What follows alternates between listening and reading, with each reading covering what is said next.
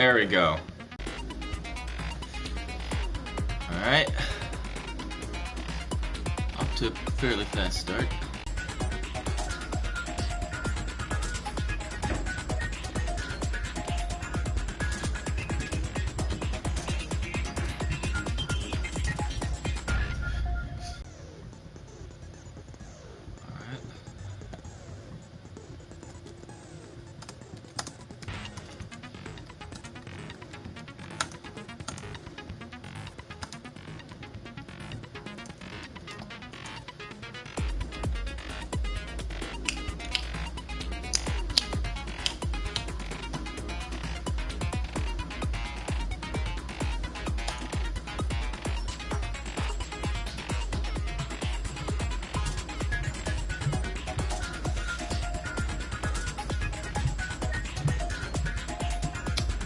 Maybe I should have done this a bit later, but I wanted to do some earlier streams. Alright, where else? Smoke.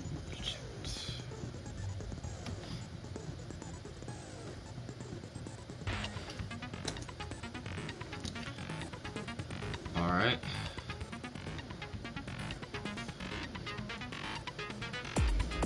Gotta hope people in notifications jumping on this.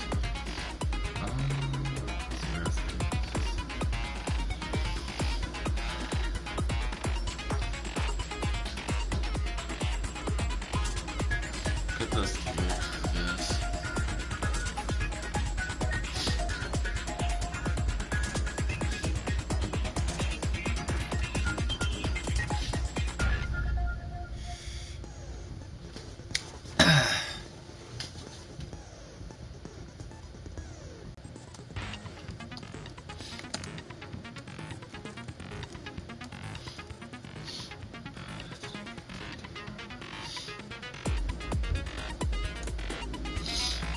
All right.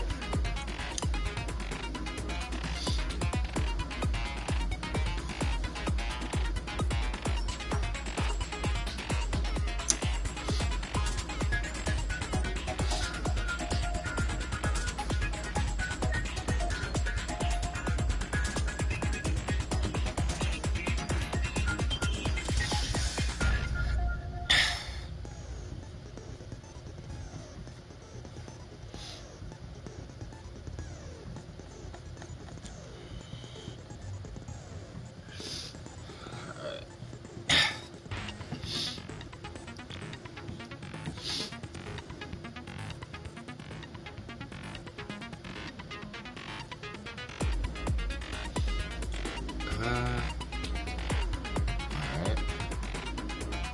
That it? I'm sure there's some more.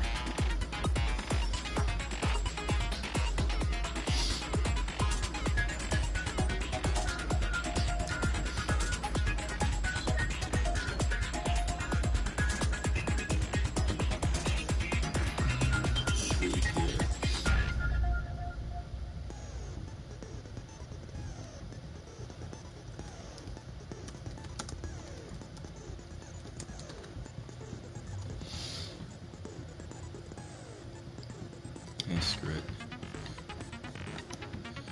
I'm done because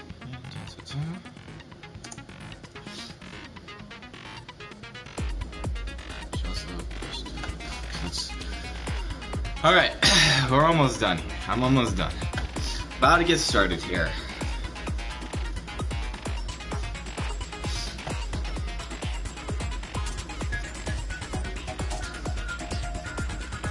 Oh, cool.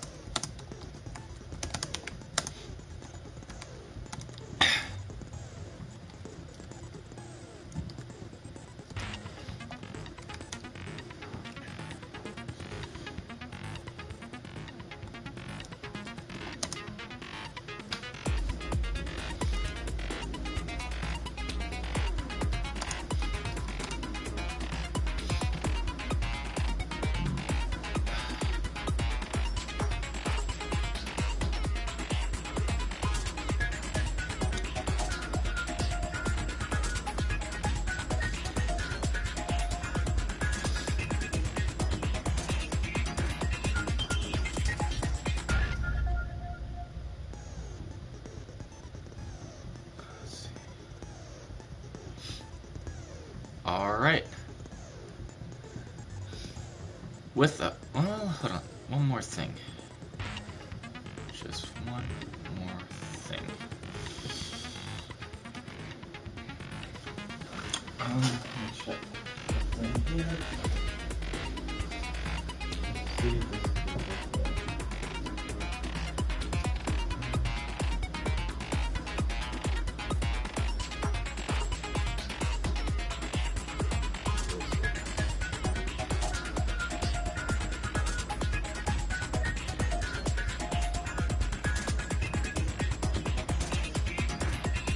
we're almost there.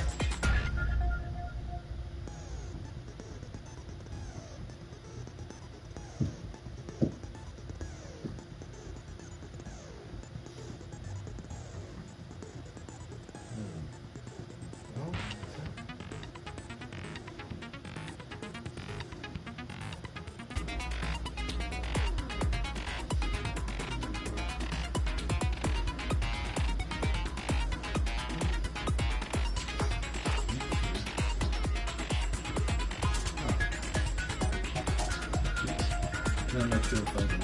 Okay.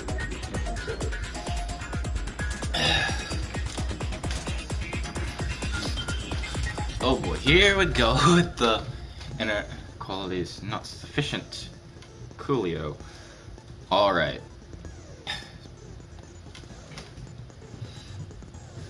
Here we go.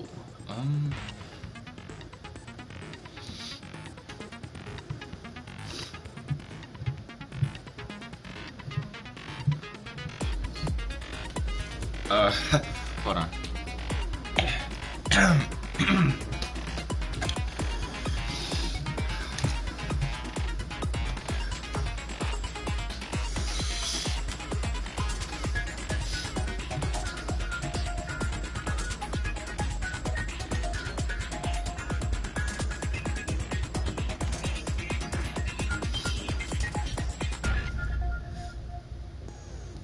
All right.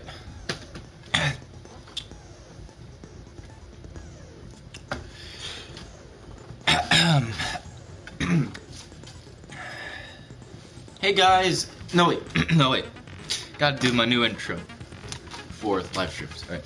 How it be, chickadees? Lugiamasterbrony here, and today I am continuing Chapter 3. Now, last time we left off, there was a lot of blackout screens and whatnot, so I was like, screw it, we're gonna get through the third trial, Chapter 3 trial, next live stream. So that's what I'm doing today, and hopefully this trial saves the chapter, because so far I just have not been a fan of this chapter.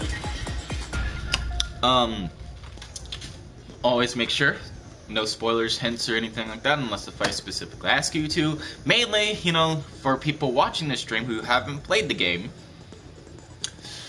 please let them try to figure this out alongside me. That's all I ask for, because I don't really have a mod, you know, that can help regulate that, which I don't really need one right at this moment, but by the time I get to Danganronpa V3, I probably will. Maybe. I don't know. But without further ado, let's get into this trial. Let's hope this is better. Let's begin with a basic explanation of the class trial. If you can figure out who done it, then only they will receive punishment. But if you pick the wrong one, then I'll punish everyone besides the blackened, and the one that deceived everyone else will graduate. Now then, to begin with... We already know who did it! Oh? Really? You know who did it? Wow. This would be one of the fastest trials of all time. Was that? It was Hiro. He does not have an alibi for when the murders took place, and we found him in that suit. Okay, now, just because there is no alibi does not mean they necessarily did it. You know, Don't try and gotta deny keep it. that in You mind. killed them! I didn't! Someone knocked me out! I was asleep the whole time! I don't know anything about it! That sounds about right. Shut your murdering mouth, murderer! You're one to Who talk. are you calling a murderer? I am Exactly. sorry to say, You Hero, are one to but talk. we do have evidence. Oh yeah, let's see this. Evidence. Blueprint for the suit. Right, the blueprints. Parts we assume were used to build it. Okay. And all of it was found in your room. You have to admit, the evidence is quite compelling. Well, unless if you compare the handwritings, sure, I guess. It points to you as having created the suit and wearing it while committing crime after crime. Uh-huh. Sure. How many times do I have to tell you? I don't know. I don't know. No, there's no way Hero can be the killer. I just don't. It just doesn't make sense. The evidence clearly points to him, right? However, it's too perfect right there, I think. So here we go. Let's try to make an argument. All right. Everything we found in your room. The blueprints, the suit parts, they are all proof enough that you are the culprit. Uh-huh. I don't know anything about that stuff. It's not true. It's a conspiracy. Hero, why? Why did you kill them? No, just hold on a second. Compelling evidence that Hero is the killer. Is that really true? Everything we found in your room. The blueprints, the suit parts, they are all proof enough that you are the culprit. I don't know anything about that stuff. Okay, let me check. How do I... Okay, try it. It's not true. It's a conspiracy. Hero, why? Why did you kill them? No, just hold on a second. How do I speed this? Everything you are the culprit. I don't know anything. It's not true. It's Hero, why? No, just hold on a second. Everything we found in your room, the blueprints, the suit parts, they are all proof that Wrong. you are the culprit. It's not true. It's Hero, why? no. Just hold on I a think I'm second. playing this on mean difficulty, so it's gonna be Everything we found, the harder. blueprints, the suit parts, they... That's wrong! No, it's wrong. Haha! Gotcha! Are we sure Hero really made those blueprints? What do you mean? Well, take a look at this. It's the note that Hero wrote, asking everyone to meet up after Alter Ego disappeared. The handwriting's obviously different, wouldn't you say? When you Yeah. compare it to the blueprints. There's no way you could think the same person made both of them. It's plausible that somebody did it. It's possible somebody did it.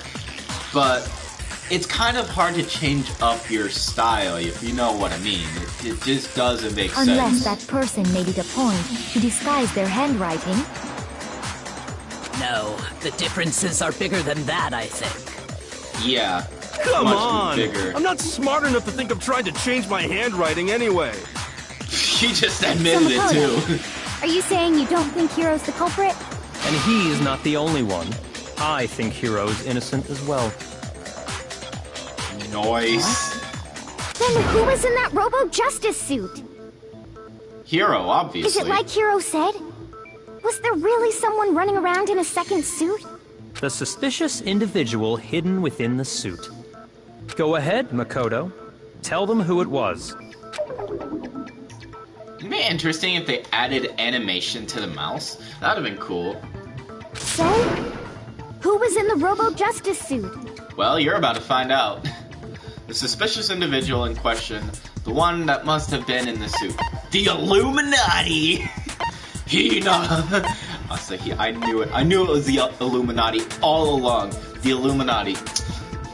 They were in it. I got it! Other than Hero, I can't think of anyone else it could have been. Obviously, he was the one in that particular suit. And we never found any kind of second suit. Then there can be no doubt. Hiro is the prime suspect. That doesn't make any sense. You just said Hiro didn't do it. Yeah. I don't think you understand Byakuya's logic here. I don't think you get it, Hina. It makes perfect sense. Hiro was the suspicious individual in the suit, but he's not the culprit. Thank you, Togami. So what you're saying Togami. is... That's right. The culprit in this case has nothing to do with being in the Robo-Justice suit. Exactly. What? Now that's a bold assumption. And what reason do you have to make such a statement? You do have a reason, yes? Of course he does. Come on, this is Byakuya Togami. Of course. But before we get to that, there's something else we need to clarify first. So let's get that out of the way. Alright. Hey, stop trying to boss us around! All things have a proper order. Yep. So what is it? What needs to be clarified? We must clarify the method of transportation for Taka's lifeless body. It would seem that his corpse was moved using certain particular items. Makoto, can you tell us what they were? Sure. The things that were used to move Taka's body, they must have been...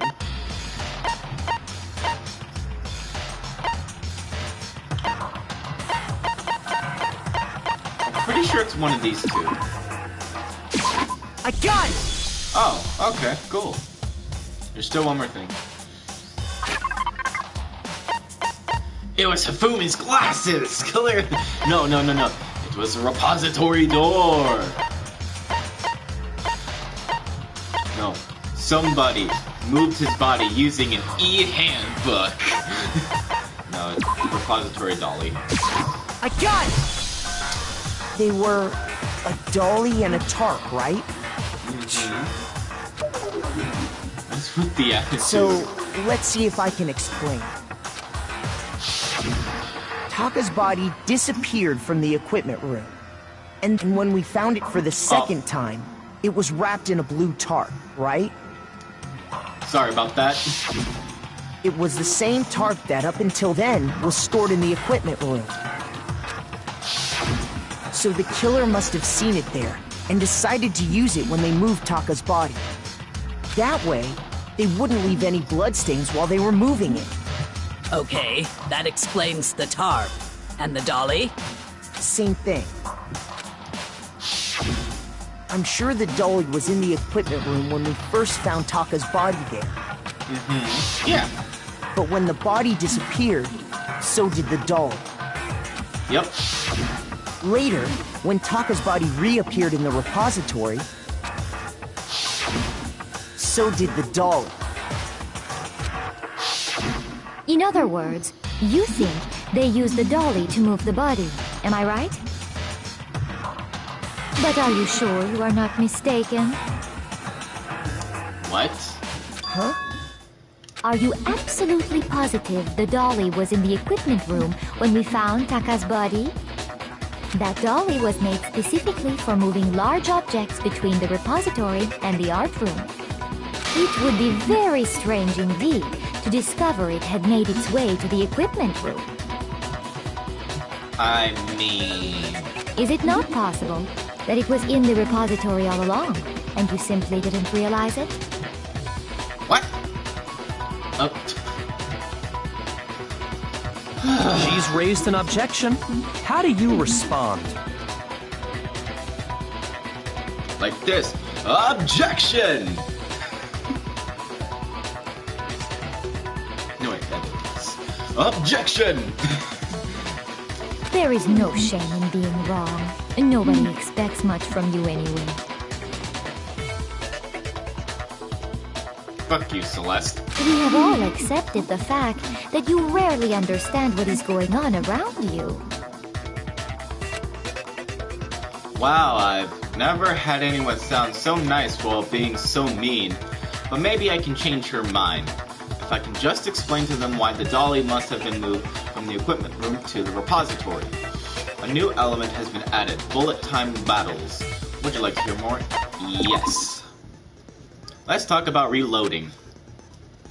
Starting with this next bullet time battle, BTB, we're gonna add one more ingredient to the recipe.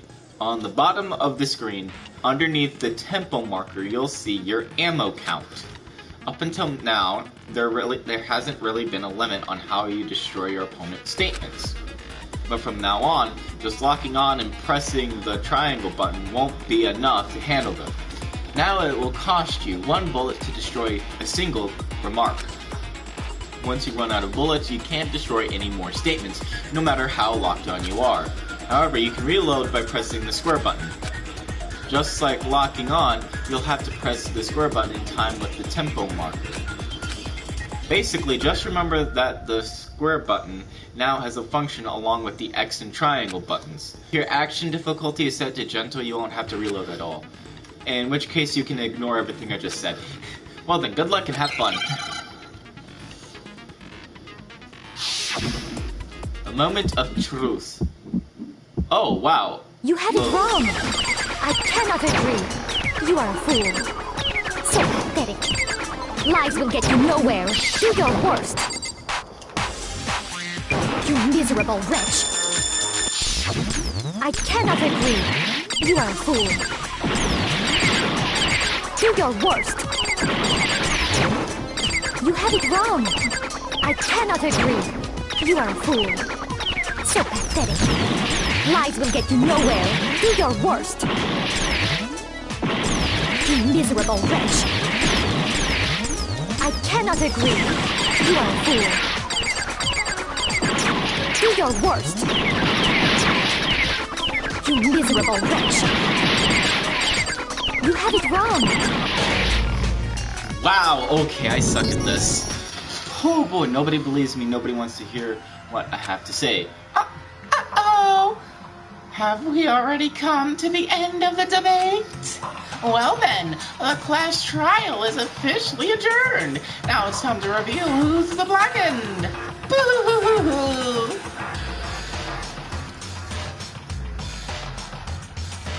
It would appear that the one with the most votes is Makoto. However, Makoto is not the blackened. Too bad. Looks like the real killer gets to graduate. Congratulations to them. Wait, congratulations. Congratulations. Come on. Proper English, please. On the other hand, everyone else must now be punished. Is this really the end for all of us? Is it all over? What do you say? Want to give it another shot? Hell yeah. I refuse to give up yet. We go!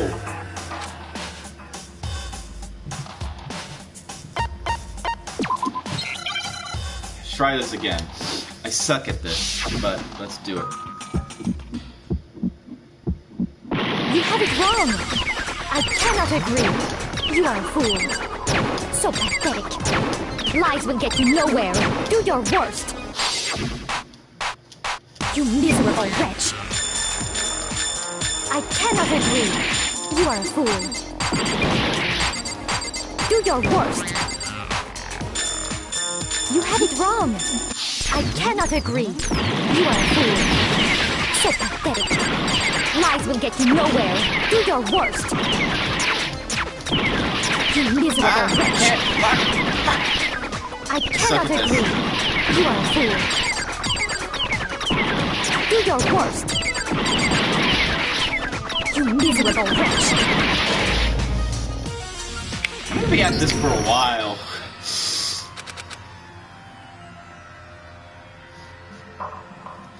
Hey, Dragon Master. Ready to see me fail at this over and over again? Hello there. How's it going? I'm having a fun time failing at this. Welcome to the live stream. Alright. Oh no. You have it wrong. I cannot agree. You are a fool. So pathetic. Lies will get you nowhere. Do your worst. You miserable wretch. I cannot agree. You are a fool. Do your worst. You have it wrong. I cannot agree. You are a fool. So pathetic. Lies will get you nowhere. Do your worst. Oh. Ah! You No, miserable no. wretch. There we go. I cannot agree. You are a fool. Do your worst. You miserable wretch. You have it wrong. I cannot agree. Go. You are a fool.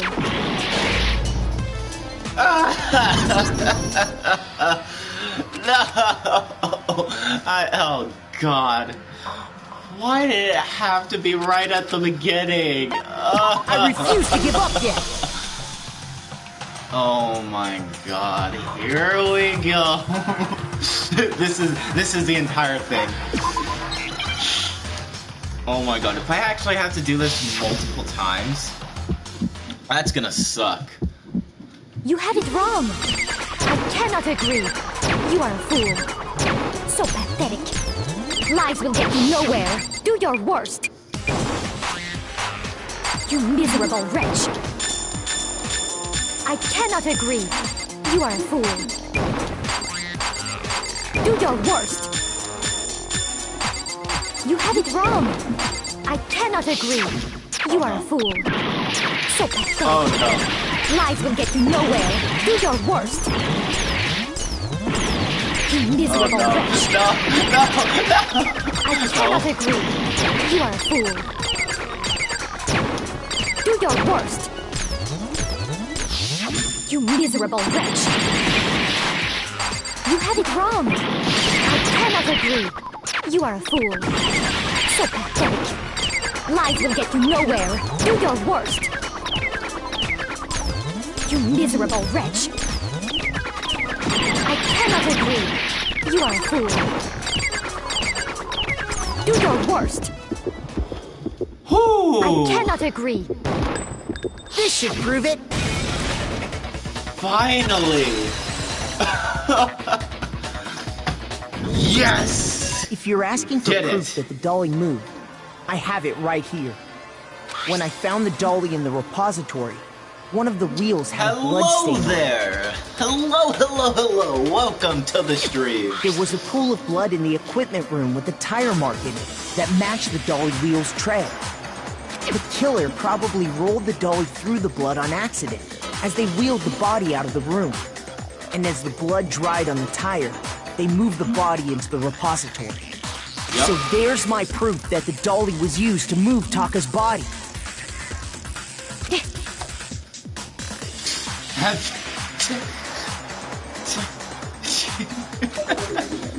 Jeez, does Celeste really hate me that much?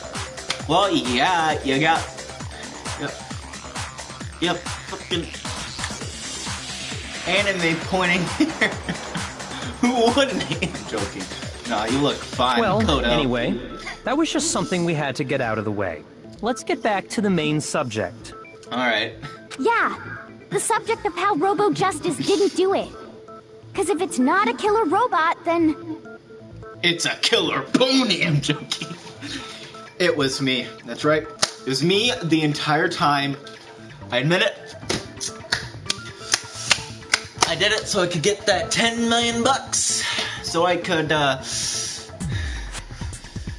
I killed them both so I could get that 10 million bucks. So I could get all the Yu-Gi-Oh cards I want.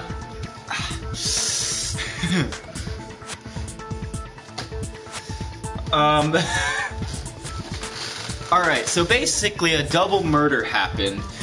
And so now, this chapter's just been egregious and terrible. So I'm just hoping that this trial is just gonna make up for the whole chapter and maybe save the chapter just a tiny bit. But basically, we got a double murder on our hands and we gotta figure out who the killer is. So... What kind of robot is it? I'm not sure that really matters. I'd be happy to explain why the occupant of the suit couldn't possibly be the killer. Go ahead, Byakuya. If you look back on how the body was transported, it will become immediately obvious. Oh yeah. If I look at how the body was moved, it'll be clear why the person in the suit couldn't have done it. What does he mean by that? Well... Room. Yeah. And from there, the body was moved to the repository, correct? Yeah, the Correct. culprit wrapped the body in the tarp, then loaded it onto the dolly and wheeled it off, right? Now, keep in mind that the dolly doesn't have a handle. Well, yeah. Oh, But even okay, without a handle- I see. All you'd have to do is bend over. Then you could push the But dolly you no problem. can't. So the killer just crouched down and carted the body off to the repository. If you accept everything we just said, then you must realize that whoever was in the suit couldn't possibly be the Yes. Byakuya, Sorry, I clearly. don't think I realize anything. It's okay, Hero. We know you're a dumbass. Oh, wait, hold on. Okay, so the dolly was used to move Taka's body. That much I'm sure of. But would the person inside the suit have been able to push the dolly? As we know, Alright. Taka was killed in the equipment room. And from there, the body was moved to the repository, correct? Yeah, the culprit wrapped the body Wait, in the is it tarp, the then loaded blueprints? it onto the dolly and wheeled it off, right? I feel like it's keep in either mind that the the dolly costume doesn't have a or the handle. blueprints. Well, yeah, Let's go with the but costume even without first. a handle, all you'd have to do is bend over. Then you could push the dolly no problem. So the killer and carted the body. If you accept, then you must realize that who... sorry, I don't think I... As we know, and from there... Yeah, then loaded it on. Now, keep in mind that... Well, yeah, all you'd have to do is bend over. That's wrong! It's wrong. Woo! Got it right. I didn't get any help back. You're absolutely right that you could push a dolly without a handle if you stoop down low. Exactly. But if you were wearing that suit, do you think you could actually get into a position like that? No, I don't think What do so. you mean? Think back to what you said when we were all checking out the suit together. Remember?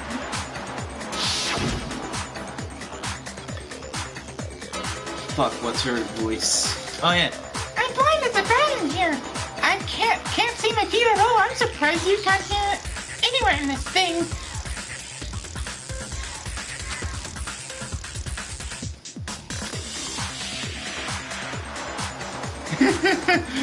It's Ace Attorney, but with kids.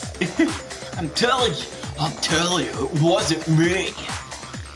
And not to mention, you totally can't bend at the waist. Seems like a pretty obvious oversight.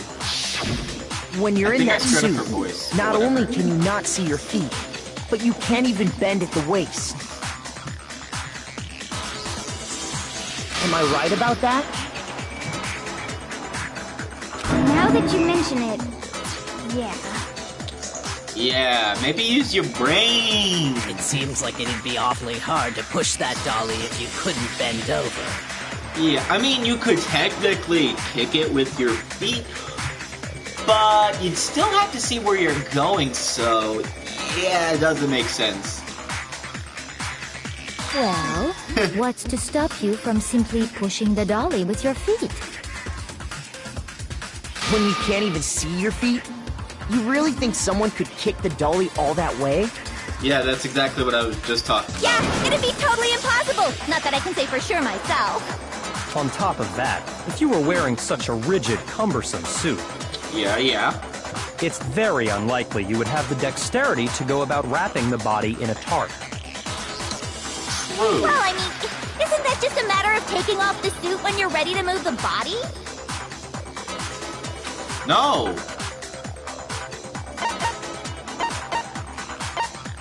Once it's on, you can never take it off. Yes, this is totally the answer. I got it! I don't think taking off the suit was an option. If you remember...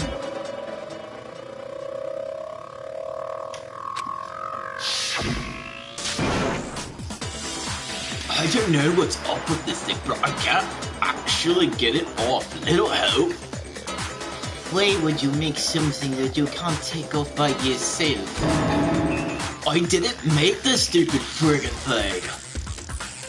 There's a clasp on the back that's keeping me from getting it off. It looks pretty sturdy. I don't think you can get it off on your own. We don't really have a choice. Let's help him. That's true. It seems impossible to put the suit on or take it off without help. Then, you really can't take it off by yourself? Hero wasn't just making it up? No, he wasn't. Of course I wasn't making it up. If he could have gotten it off by himself, I don't think he would have let us see him wearing it. I don't think so either. Showing up in the suit was basically an invitation for everyone to suspect it. So, how's everybody doing today? How are y'all doing? Yeah, that's right! So, it's really, really true that Robo-Justice couldn't have moved the dolly? That's good to hear. That's good to hear. To be clear, whoever did move the body, it couldn't have been Hero in the robot suit, correct? No, wait. Just a second, if you please. Have you forgotten about the picture that I took? You all got a good look at it, did you not? The image of Hifumi being dragged away by Robo-Justice? Ah, okay. If whoever was in that suit Good to hear. is not the culprit, how do you explain that? Well, let's think about this. If he can't bend at the waist, I think the only explanation is that he's being carried. Wouldn't that make a lot of sense? Besides, do you remember what the now deceased Hifumi said? How did you get hurt? That guy hit me. What guy? Robo-Justice. That's what I decided to call him just now. So long as those facts exist, the proper conclusion is beyond question. The individual inside the suit and the culprit are one and the same. It was Hero, without a doubt. Really? You're still pushing this? Yeah, that's gotta be right. You idiot! Hold on a second! It's still far too early to reach that conclusion. Yes, it is. It is too early to reach the conclusion yet. Besides, there's no hurry to decide who did it. True. Before we rush to a verdict, shouldn't we explore every single possibility? Yes. Always explore every possibility, even the ones where it just doesn't seem very likely. You gotta explore them all. If you're doing a case like this, you gotta explore all the possibilities. Well, any kind of case, you gotta really explore all the possibilities. If not, then, you might end up going to the wrong person anyway. Instead of seizing on one viewpoint, the truth is uncovered by analyzing things from every angle. Yes, and even though you might have the truth with just a few angles, it's best to still explore the other angles just in case if there's some other truth to this. Perhaps, but where do we go from here? Let's review this series of unfortunate events from the beginning. Maybe we'll uncover something new. Yeah, let's do it. What a pain in the ass! I don't disagree, but our lives are on the line. If this is what it takes, we have to do it. Plus, maybe we'll get to find out where the heck Kyoko was when everything went down. All right then, let's take another look back at what happened. I suppose we could start with this morning. Alright, starting with this morning. I stayed up till about 6 a.m. Didn't really fall asleep till I don't know. Woke up a couple of times, went back to sleep at around 2 p.m. Woke up at around 12:53 p.m. maybe. I think. I don't know. Been up ever since. It's my alibi. 4 of us gathered together in the dining hall. Makoto, Hina, Kyoko, and myself. Yep. We waited there for quite a while, but nobody else showed up, so we went to look for everyone. That was around 8 a.m. Alright, 8 a.m. And as soon as we split up, Kyoko went missing. Yep. Soon after that, Hina found Celeste in the rec room and quickly came to get Makoto and me. It seems I was unconscious for about an hour after I was attacked by my mystery assailant. Right. Okay. I know it was an hour because I remember being attacked a little after 7. Okay. That was when we saw Celeste's picture and discovered that her assailant had been wearing a strange costume. Uh-huh. As it turns out, it was Robo-Justice. RJ. It also soon became clear that this same Robo-Justice had abducted Hifumi. We were soon joined in our search by Byakuya and Toko, and then went on to find Hifumi in the library. He was injured, so we took him to the nurse's office and resumed our search for the suspect. Camera. But not long after leaving the nurse's office... Uh-huh. What's wrong? I saw the shadow. Something moving around at the top of the stairs. When Celeste told us that, we decided to split up and search the 2nd floor. And soon after that... I saw someone moving around on the 3rd floor, and I yelled out to everyone as soon as I did.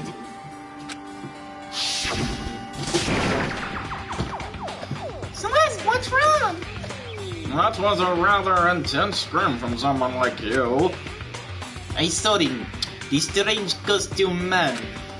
He ran off as soon as I screamed.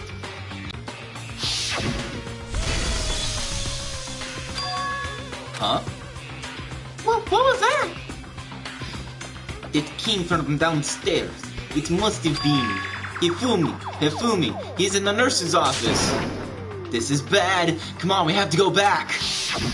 At that point, we decided to divide up into 2 groups. Yep. Celeste, Hina, and I went back to the nurse's office.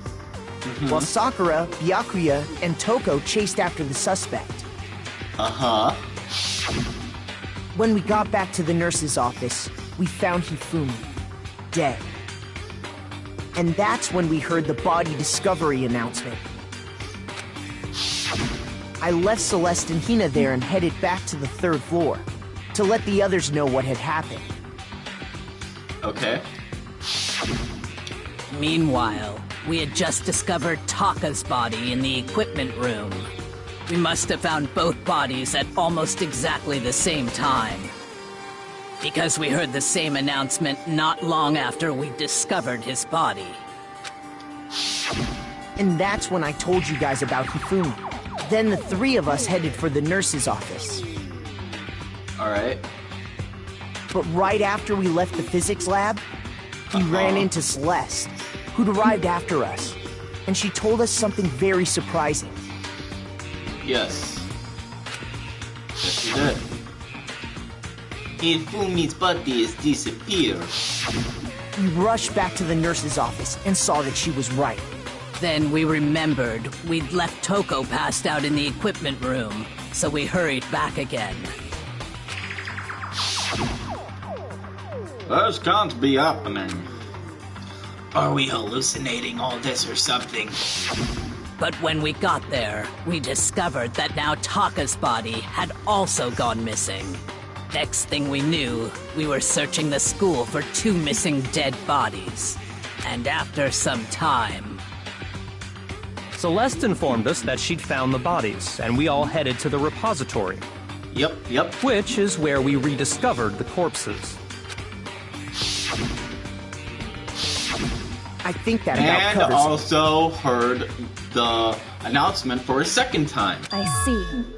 The whole thing sounds exceptionally complicated. It certainly seems to me that these are not a simple series of connected events. Okay, well, if that's true, then what? Rather than a single series of events, I think we have to consider each murder a separate situation. Yeah. And from there, we can uncover the contradictions surrounding all of them. Makes sense. Now then, let's get started, beginning with what happened to Taka. The contradictions hidden in what happened to Taka. In order to uncover the truth of this case, I have to find them no matter what.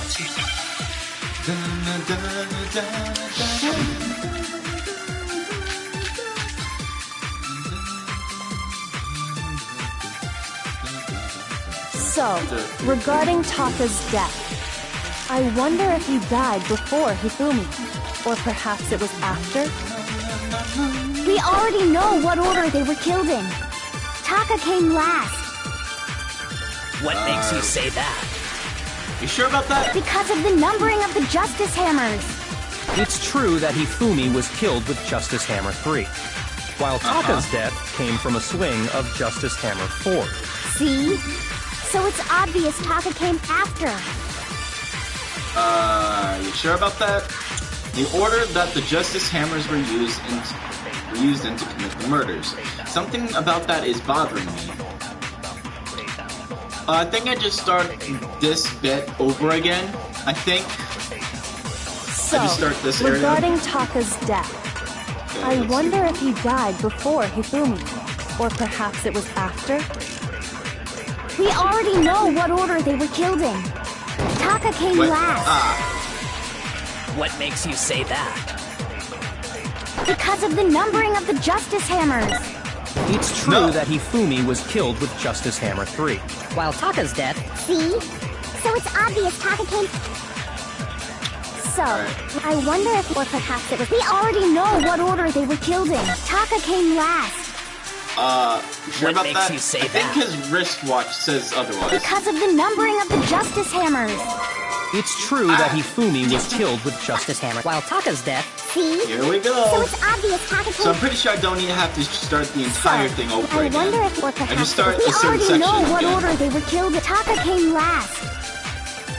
What makes you say... Because of the numbering of the Justice Hammers. It's true that Hifumi was killed with Justice Hammer 3, While Taka's death came... See?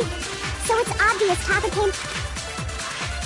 So, I It has to wonder be the if... Or broken perhaps it was... wristwatch. We already know what order Taka came last. What makes you say that? Because of the numbering of the Justice Hammers. it's true that Hifumi was killed With Justice... While Taka's death... See? Come on. So I can do it's this. obvious I Taka can do came... this. So, I wonder if... Or perhaps it was... We already know Taka came last. What makes you say... Because of the numbering of the Justice Hammers. It wasn't? Shoot! So, regarding Taka's Okay. death, I wonder if he died before Hifumi, or perhaps it was after? We already know I'm what so order certain they were it's the killed in. wristwatch. Taka came Wristwatch. last. What Is makes it the you say Monokuma that? file? Because of the numbering of the Justice Hammers. It's true that Hifumi was killed with Justice Hammer 3, while Taka's death Came from a switch. See? So it's obvious Taka came after. So, regarding Taka's death, I wonder if he died before, or perhaps it was after? We already know what order they were killed in. No, it's Taka not came Yasu. last. What makes you say that? Because of the numbering of the Justice Hammers. It's true that Hifumi was killed with Justice Hammer 3, while Taka's death came that the from a swing Monokuma of file? Justice... See? Let's try the So Monokuma it's file. obvious Taka came... I think it has to be the So, hammer I thing wonder that if we or perhaps hit. it was... We already know what order they were killed. Taka came last. What makes you say that? Because of the numbering of the Justice Hammers. What? So it's the first thing. Shoot!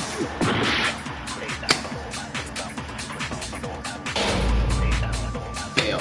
There's another fail. Alright, let's try this again. Oh boy. Yes, we're gonna give it refuse to another give go. up yet. There we go, that's the health we need.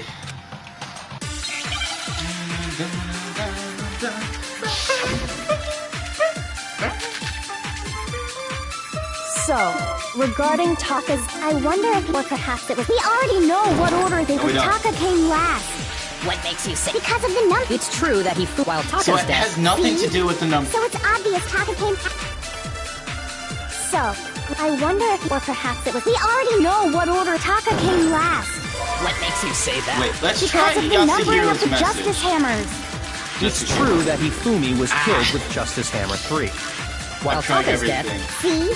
So it's obvious Taka came. Alright. So, I wonder if, or perhaps it was. We already know what order they were killed. Taka came last. What makes you say that? Because of the numbering of the Justice Hammers. Okay, so it actually is the first thing. So now I have to figure out which one is for the first. Okay.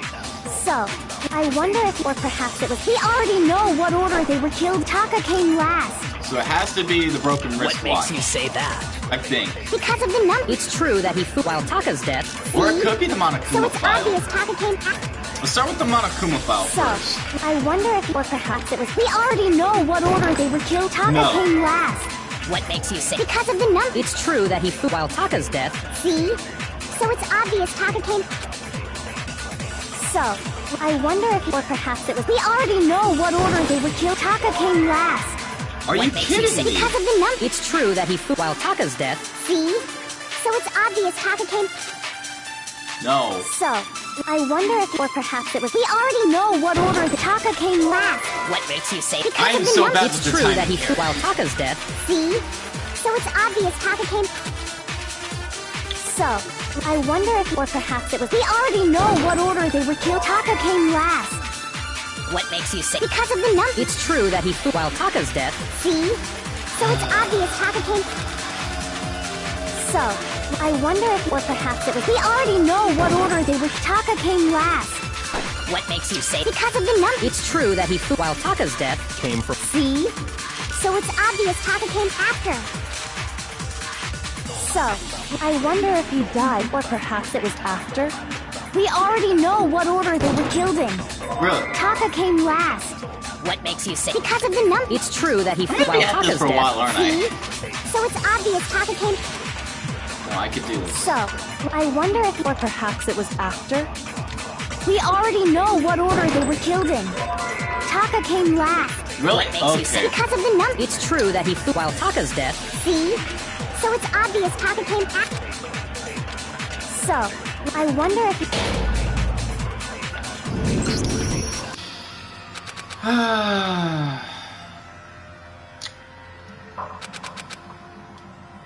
Yep, I we're going refuse again. to give up yet.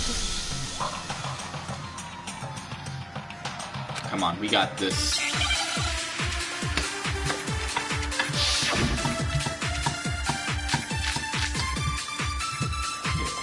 So, regarding Taka's death, I wonder if he, or perhaps it was after. We already know what order they were killed in. No. Okay, so it's the Monokuma file. Shoot! So it is the Monokuma file. Alright. So, I wonder if he died before Hifumi. Or perhaps it was after. We already know what order they were killed in. What? It's the message?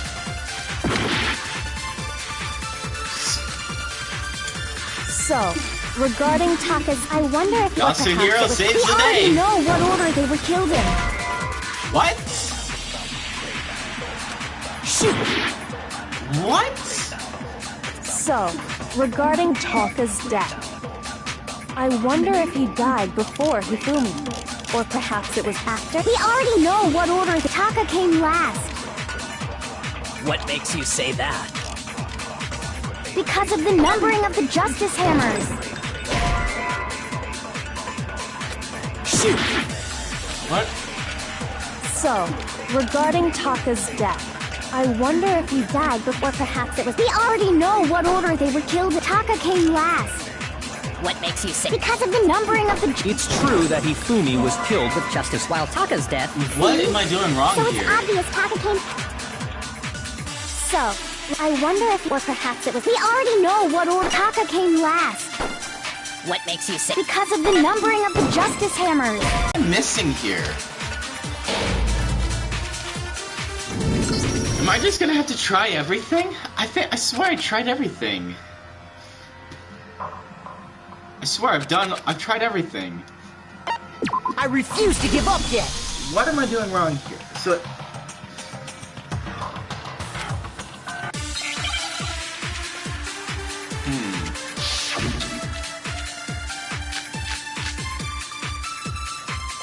So, regarding Taka's death, I wonder if he died before Hifumi, or perhaps it was after? We already know what order they were killed in. Shoot! Okay.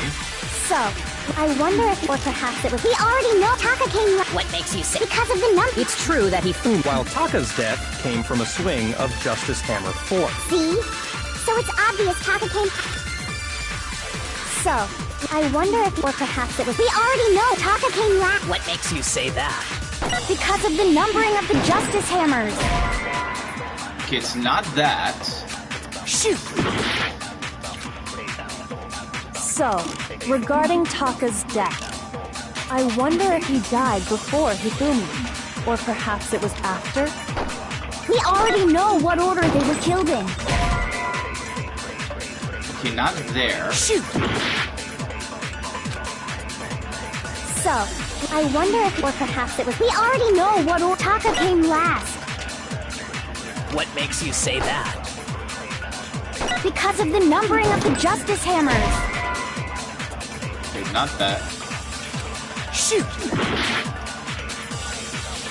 So, regarding Taka's death, I wonder if he died before, or perhaps it was after? We already know what order they were killed in. What?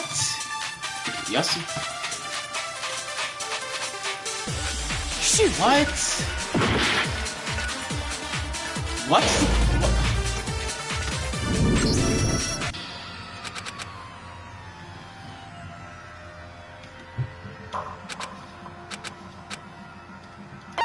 I refuse to give up yet! I think I might actually need some help here, because this is not making any sense.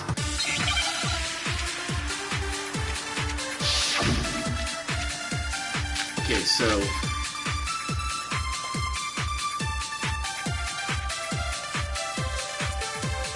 So, regarding Taka's death, I wonder if he died before Hifumi, or perhaps it was after? We already know what order they were killed in. Taka came last. What makes you say that? Because of the numbering of the Justice Hammers. Okay, it's not Yasuhiro's message. What is it? And where do I swear I've shot everything. Shoot! So, Hold on. regarding Taka's death, I wonder if he died. Okay, so...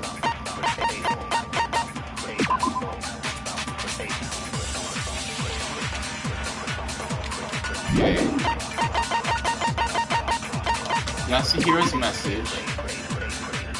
Okay, so it can't be Yasuhiro's message.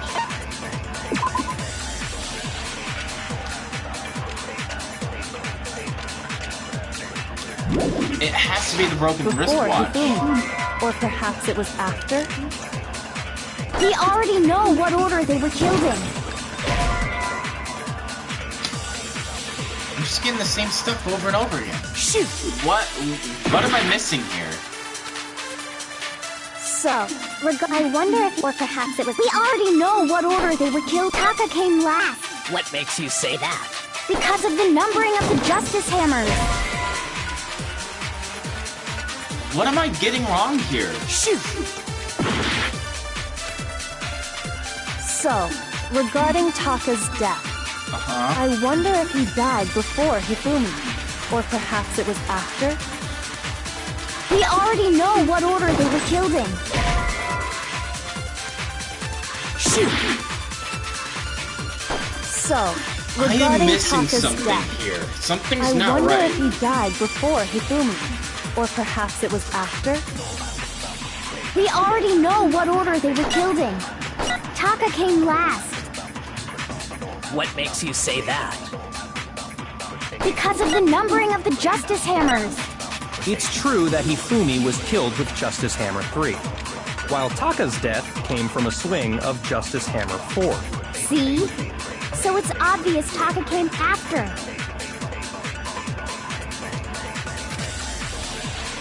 So, regarding... Causes desperation of bullshit to start their weapon.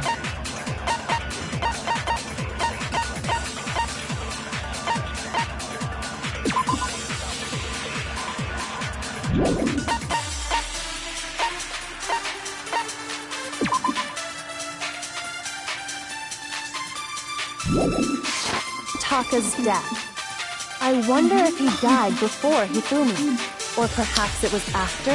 What am I missing? We already know what order they were killed in.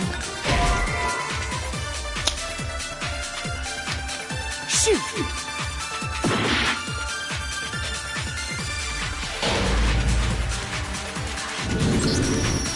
What is going on here? It has to be the broken wristwatch, because it can't be. I refuse to give up yet!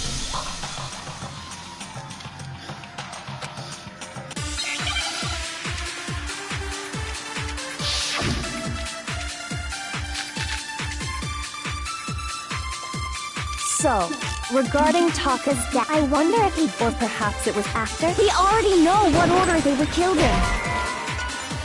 No. So, I wonder has if, to be or the broken perhaps it was. We wristwatch. already know what order Taka came last. Oh, What makes you say right. Because of the numbering of the Justice Hammer. It's true that Hifumi was killed with Justice Forgot I Hammer can 3, do that. while Taka's death came...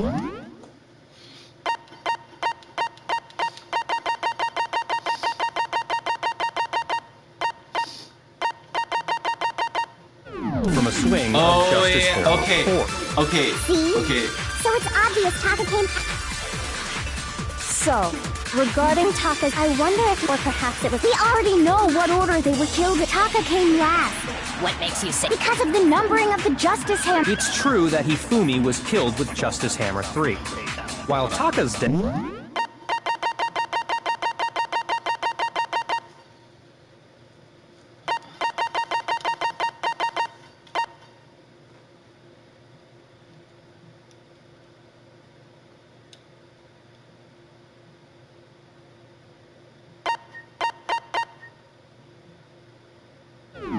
came from a swing of Justice Hammer 4. See?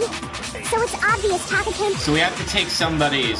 So, Okay, I so wonder what- if, or perhaps it was. We already know what order they were killed in. Taka came last. What makes you say? Because of the numbering of the Justice Hammer. There we go. it's Finally, we just finally got it. All right.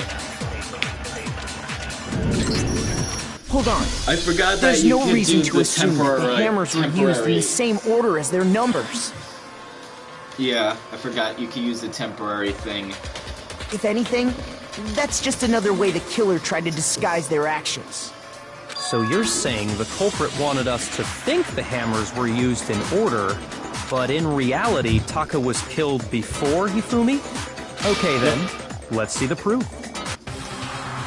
Evidence that proves Taka was killed before Hifumi. I feel like there was something. Hangman's Gambit.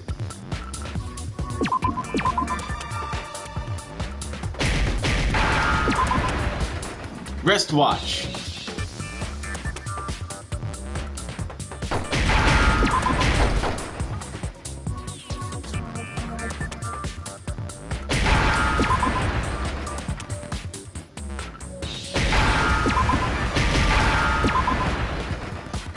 TTT.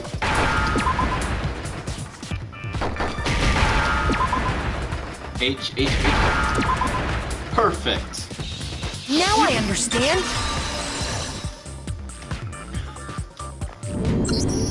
I've got it! Taka's wristwatch! See? Look! It broke with the hands pointing just past 6 I o'clock. had the right mindset. It must have gotten broken when he was attacked by the killer. Because as of last night...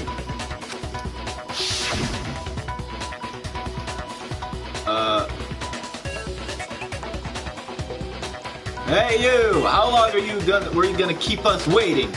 Taka's irritated voice pierced the air as he stared pointlessly at his wristwatch. It's almost 10 o'clock, you know that? Bedtime for all the little boys and girls. So if it wasn't broken after 6 last night, then he must have been attacked around 6 this morning. And that would be his official time of death. Yes. But if that's true, then he was killed well before Hifumi. And before Celeste was attacked this morning, which happened around 7. That's right. Taka was killed before any of the other incidents took place. That simple fact slipped past all of us. Yep. Yes, We it made did. the wrong assumption about the order of events, all because of those justice hammers. That's exactly why the culprit wrote the numbers on each hammer and had them increase in size. That way, when we saw how they were used in each incident, we'd easily make that wrong assumption. Yep. Now, if Taka was killed around 6, then everyone's alibis for his murder go out the window. Yep. Because when he was killed, we hadn't met up in the dining hall yet. That may be true in the case of Taka's murder. But all of our alibis still hold true for Hifumi's death. That's right. With him, at least, we're all safe. Are we?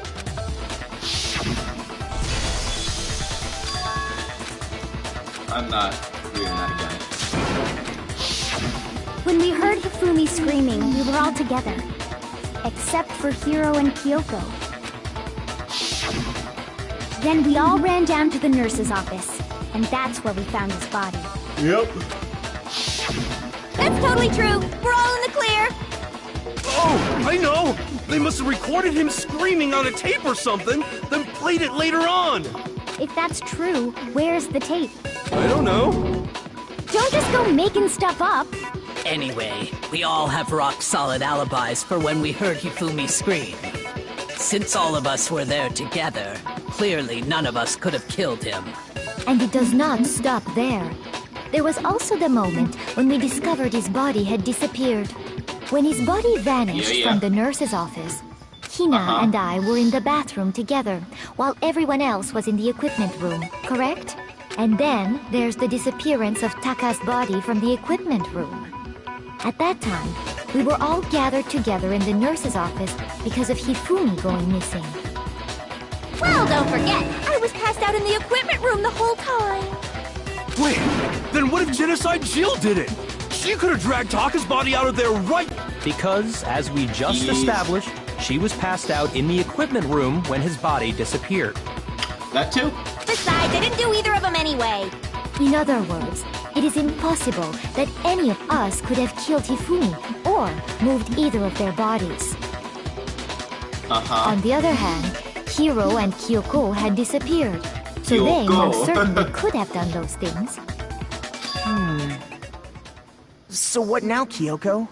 For now, we can't get fixated on who did it, or we'll just keep going around in circles. Yep. So instead of who, I propose we start talking about how. In particular, I think we need to figure out how Hifumi's body got moved. That's true. We searched everywhere, but we couldn't figure out how to explain his body disappearing. I mean, you're not wrong, but... And according to what Celeste said... We could not have been gone for more than a minute or two, though. So then the killer was able to get in and move Hifumi's body in that short amount of time? It would seem so.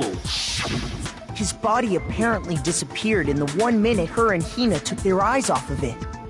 But to carry that much weight from the first floor up to the 3rd in that short amount of time? Oh man, yeah! There's no way! It'd be impossible! Well, what if I told you there was a way to make the impossible possible? NANI? What? How? If the dead body were to move itself. Yep. think about it. Like, going back to those glasses, right? This is kind of my explanation. I'm sure this will probably get to that, but the glasses were covered in blood before, and then when the body was seen again on the second floor, Hifumi's glasses were completely wiped off. So that would indicate that he moved himself. Otherwise, there'd be no need for the glasses to be wiped clean if somebody else carried it. Also, hello there, cartoons. Or Cartoon Z. The dead body moved on its own? Because Hifumi was not dead at that point. He was playing dead, I think. No! Not another... ghost! I don't think it has anything to do with the occult. I think what she's implying is, we thought Hifumi was dead, but perhaps in reality he was still alive. How's it going? He was alive? Are you saying Hifumi wasn't carried out of the nurse's office, but simply walked out on his own? But I mean, we found his body. He was dead. Perhaps he was simply playing dead. That it isn't possible. Really? The idea that Hifumi was still alive, is it really possible? Yeah, I think so.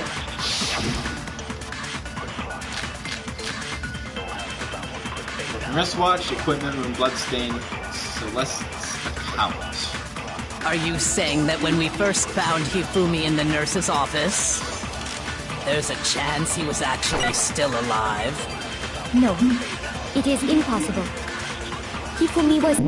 Okay, let's take a look at Celeste accounts.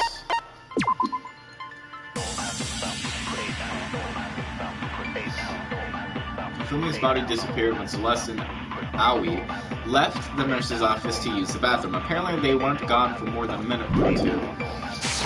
Without a doubt. And you know that how? Surely you heard the body discovery announcement along with... Equipment room bloodstain. No, the rest of us. Hifumi's dead body had been found. And that is why the announcement was made. I think I Are have we to steal really somebody's... so sure about that? Maybe the announcement was intended to signal someone else's discovery. No!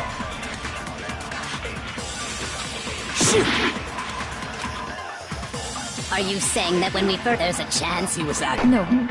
It is impossible. Hifumi was dead, and you know that. Surely you heard the body. Hifumi's Dead body had... and that is... Are we really... Maybe the announcement was intended to signal someone else's discovery. Alright. Are you saying that else's when we discovery. first found Hifumi in the nurse's office, there's a chance he was actually still alive? No. It is impossible. Hifumi was dead. And you know that how? Surely you heard the body discovered. Hifumi's dead body had been found. Wrong! No, that's wrong! Objection! Was the body discovery announcement that was made really intended for Hifumi? Of course it was. The announcement played right after we discovered his body. Maybe. But that was also the same time that Taka's body was found. That's right. It wasn't long after finding his body that we heard the announcement. So there's a good chance we've made a mistake in there somewhere. Yep. I think we've confused whether the announcement was for Hifumi or Taka. First of all, if two bodies had been found, there really should have been two announcements. Maybe Monokuma simply got lazy and rolled them together into one. No. What do you say, Monokuma? Any comment? Well, it's a very sensitive issue, so I can't go into too much detail. But what I can say about the body discovery announcement is that it's only broadcast when 3 or more people find a dead body for the first time. That didn't answer our question, man. We're asking if you're a lazy bum. No, actually, that was plenty. Yeah. He said it's only broadcast when a body is discovered for the first time, which means even if we find the same body again later, he won't make the announcement again. If that's true, then why was the announcement made again later on? Huh? Later on? Yeah. Exactly. We heard the body discovery announcement twice. Twice. The second body discovery announcement. The first time it played was when we found each body in the nurse's office and the equipment room. And the second was when... I got it! We heard it a second time in the repository, when we rediscovered the two bodies. Yep.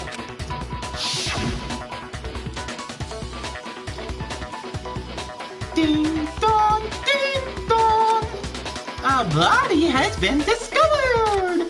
After a certain amount of time has passed, which you may use however you like, the class trial will begin!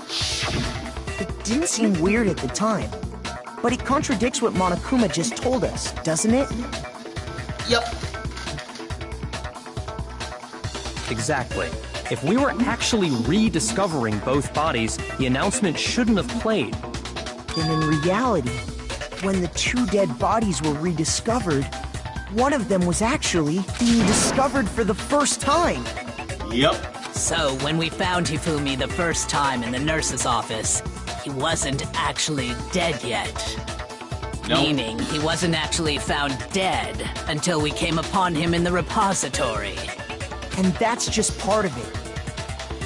There's one other thing that leads me to believe he was still alive in the nurse's office. Oh, I know! Because he was super good at playing dead! Bada bing, bada boom! That is the worst logic I have ever heard.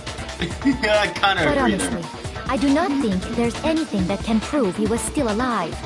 There is Okay, one then. thing that Let's proves take another it. look at the events surrounding the discovery of his body. Then it should become clear whether he was really alive or not. And you know what these guys should do is test. I know there's the blood thing, but you know, go up to them, check if there's a pulse. You know, that would be the clear indicator that somebody is alive or not. And they did not do that. This whole thing is pointless. Oh, really, Celeste? Is it really pointless? There has to be proof that shows Hifumi was still alive. I have to find it and show it to everyone. Come on, glasses, show up. It has to be the glasses. Yep, glasses. Well, here's one thing we do know. Uh-huh. The first time we found Hifumi's body was in the nurse's office. Yep. And then, while me and Celeste were in the bathroom, his body disappeared. Yep. And the next time we saw his body, it was in the repository. Correct. But when you compare his body before being moved and his body after being moved, other than the change in how it was positioned, there was no notable difference. Yes, there was. That's wrong. No, that's wrong.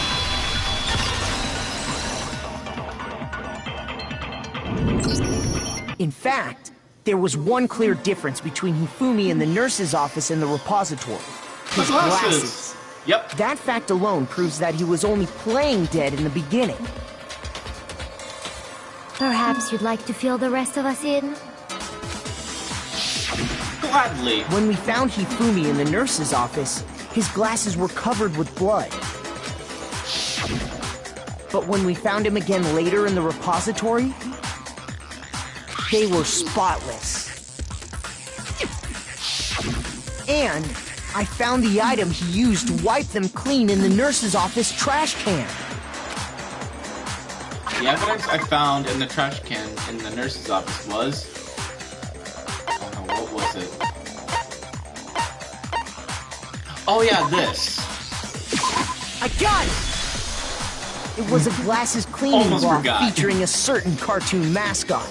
One look at the bloodstain on the cloth should make things clear. Yep. This piece of cloth was used to wipe Hifumi's glasses clean. And the mascot on the cloth is the same one that's on the digital camera, right? And whose digital camera was it? Hifumi's, of course. The character was Princess Piggles. From Demon Angel Pretty Pudgy Princess, I think. I highly doubt anyone but Hifumi would have brought something like this to school. I see your point. And the only people here who wear glasses are... I wouldn't be caught dead using a tacky piece of garbage like that. That's our Byakuya for A you. few tissues is all I need to keep my glasses clean. Then there's no question. It belonged to Hifumi. So what you're saying is... what exactly? What Boy. I'm saying is, the blood on his glasses was wiped away using his own glasses cleaning cloth. Even if that is true, it does not mean he wiped the blood off himself. Kinda does. But who would benefit from a clean pair of glasses other than the glasses owner? That's a Exactly. good point. And it must have been him, right? So let's assume that Hifumi was still alive in the nurse's office. He pretends to be dead. Then when he's alone, he wipes his glasses clean so he can see. Then he stands up and walks out on his own 2 feet.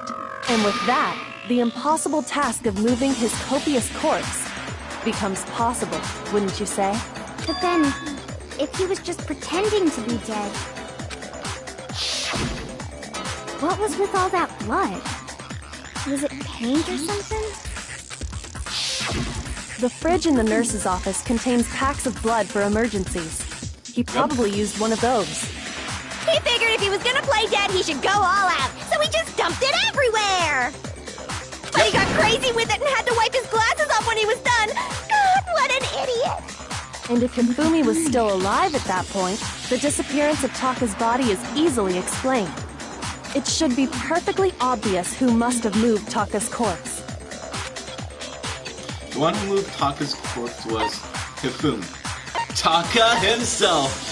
Taka rose from the dead and carried Hifumi. I got it! It could only have been Hifumi. While we were all gathered in the nurse's office, he went to the equipment room and took Taka's body. That also explains how the door to the repository got locked. Yep. The door was locked? Well, after the bodies disappeared, we all went looking for them, right? So me and Sakura headed for the repository. But when we got there, the door was locked. And the repository door can only be locked from the inside. Which means, when Hina and Sakura got to the repository... And it could only have been Hifumi, who just finished stashing Taka's body there. He convinced us all he was dead, and when he saw his chance, he dragged Taka's body to the repository. So, Hifumi wasn't just another victim in this case. He was one of the assailants. But that means he took part in the murders. I just can't believe it. If you're having trouble, would you like me to show you one more piece of evidence? Yes, please, show them this evidence. There's more? Oh, absolutely. The single biggest fact pointing to his involvement has yet to be revealed. You know what I'm talking about, right, Makoto? The item he took off of Taka's lifeless body? The thing that Hifumi stole from Taka, could it be...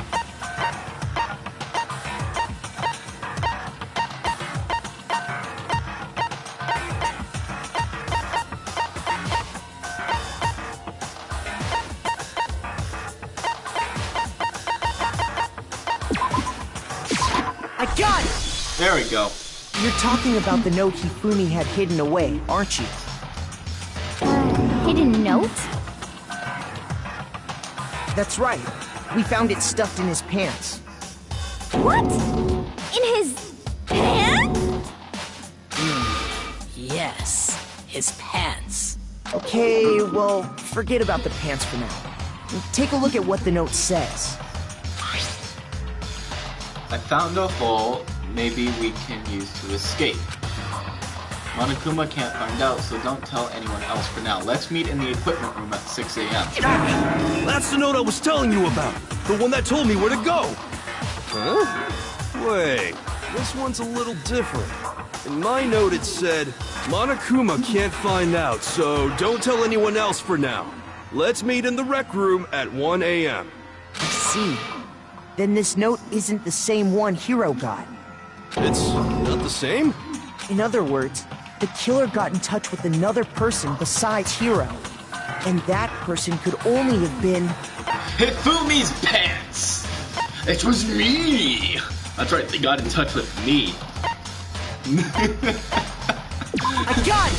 Hifumi's... That's yes. right! Hifumi's Taka. pants! Meet up in this room!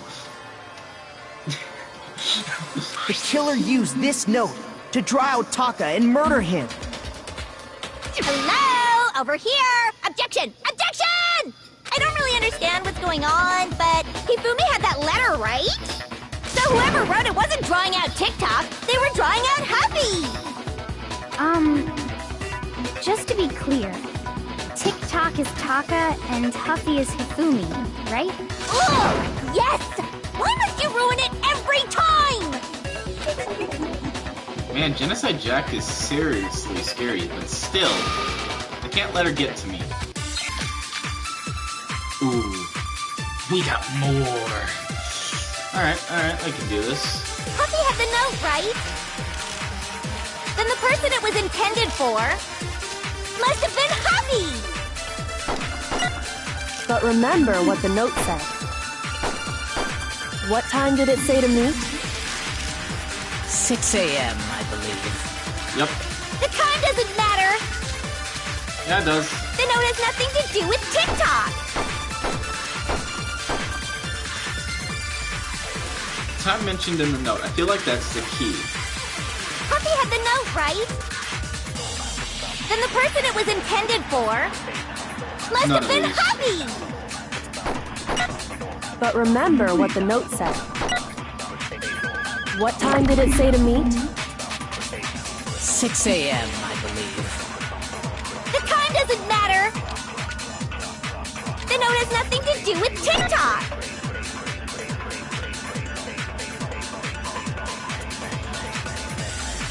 Huffy had the note, right? Then the person it was intended for must have been Huffy! Ah, I got it wrong. Okay. Shoot! Huffy had the note, right? Then the person it was must have been Huffy! But remember what time did it say to 6 a.m. The time doesn't matter! The note has nothing to do with TikTok!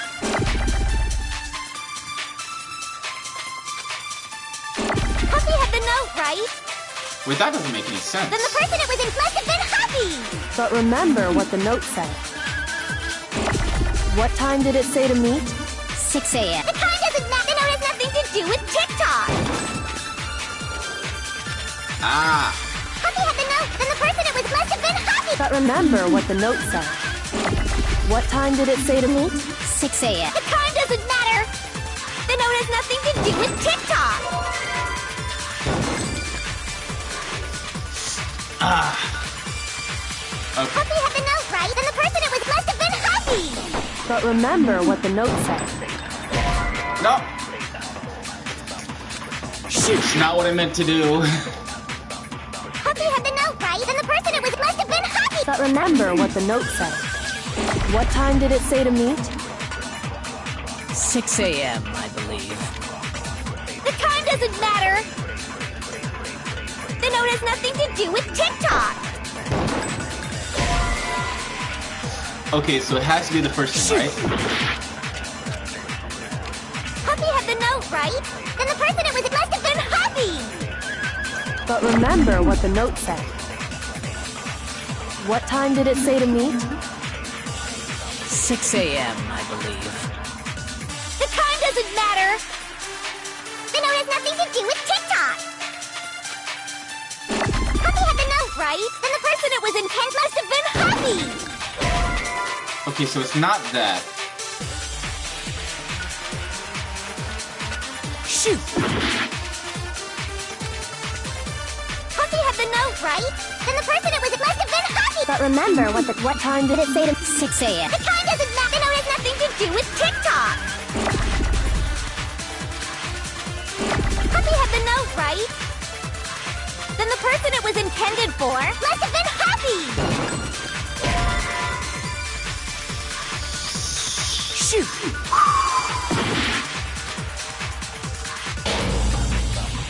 failed again.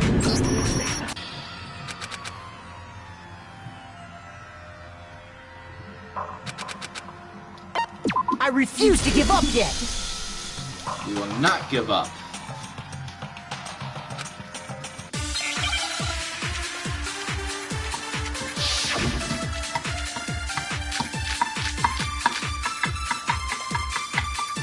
Puppy had the note, right?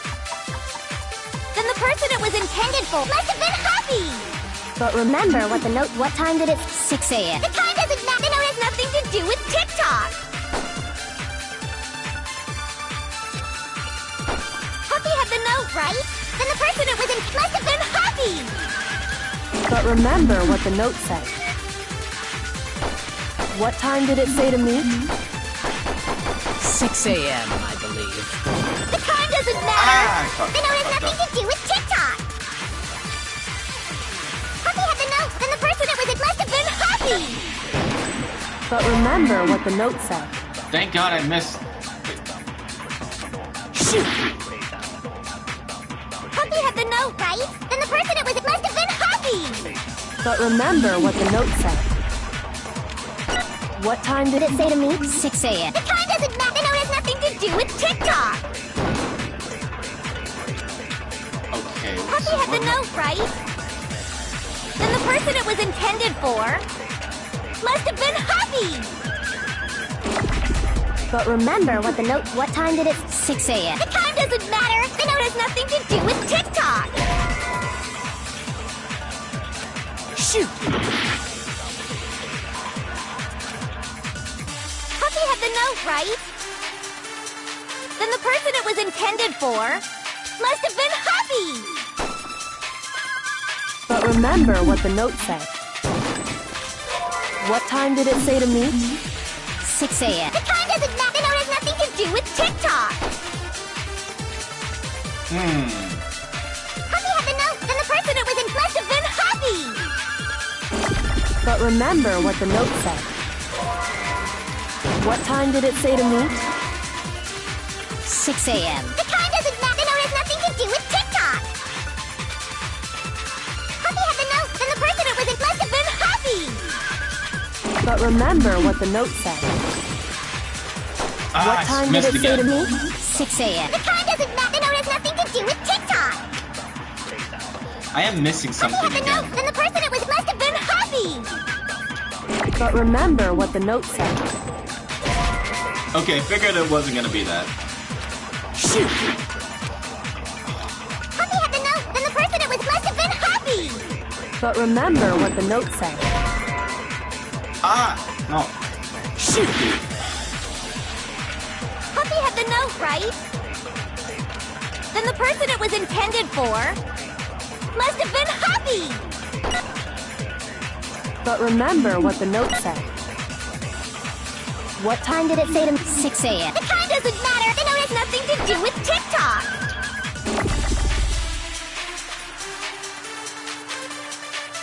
Puppy had the note, right? Then the person it was intended for must have been Happy!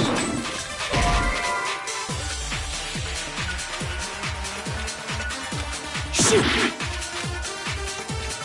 What am I getting wrong here? I need to think. Alright. Think time. Think time.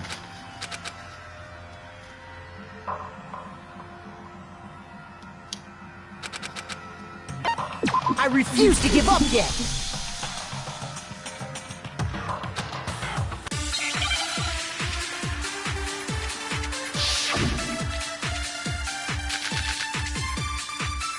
Puppy had the note, right? Then the person it was must have been Happy!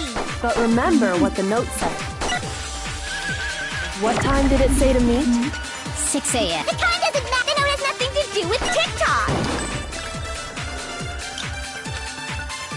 It has to be one of these things, right? Must have been Happy! But remember what the note said. What time did it say to meet? 6 a.m. The time doesn't matter. The note has nothing to do with TikTok! Shoot! Puppy had the note. Then the person it was must have been Happy! But remember what the note said. What time did it say to me? 6 a.m. The time doesn't matter. The note has nothing to do with TikTok. Happy had the note. Then the person it was must have been Happy. Must have been Happy. But remember what the note said. What time did it say? 6 a.m. The time doesn't matter. The note has nothing to do with TikTok. Shoot! Happy had the note, right? Then the person it was intended for must have been Happy. But remember what the note said. What time did it say to me? 6 Oh, wait, a.m. The time I'm doesn't stupid. matter. The note has nothing to do with TikTok. That's wrong. No, that's wrong. I'm just now realizing that. Stupid mistake. No, there absolutely is a connection. What the hell are you talking about? The note said to meet at 6 a.m., which is the same time Taka was murdered. We've already proven that using his wristwatch. But there's more. Look where the note says to meet. The equipment room, right? Which is where Taka was killed. I see. So, Taka was murdered at both the time and place written in the note. I think that should be plenty to show that this note was definitely meant for Taka. Well, when you put it like that. No further objections. Then someone used that note to trick Taka. Just the same as me. The culprit really is a cold-blooded monster. Telling people they found a way out. But if they gave the note to Taka, what was Hifumi doing with it? Stuffed down his pants, no less. Most likely, Hifumi stole it off Taka's corpse after he died. Huh? He stole it? Where's your proof? Go ahead, show us. Proof that Hifumi stole the note from Taka.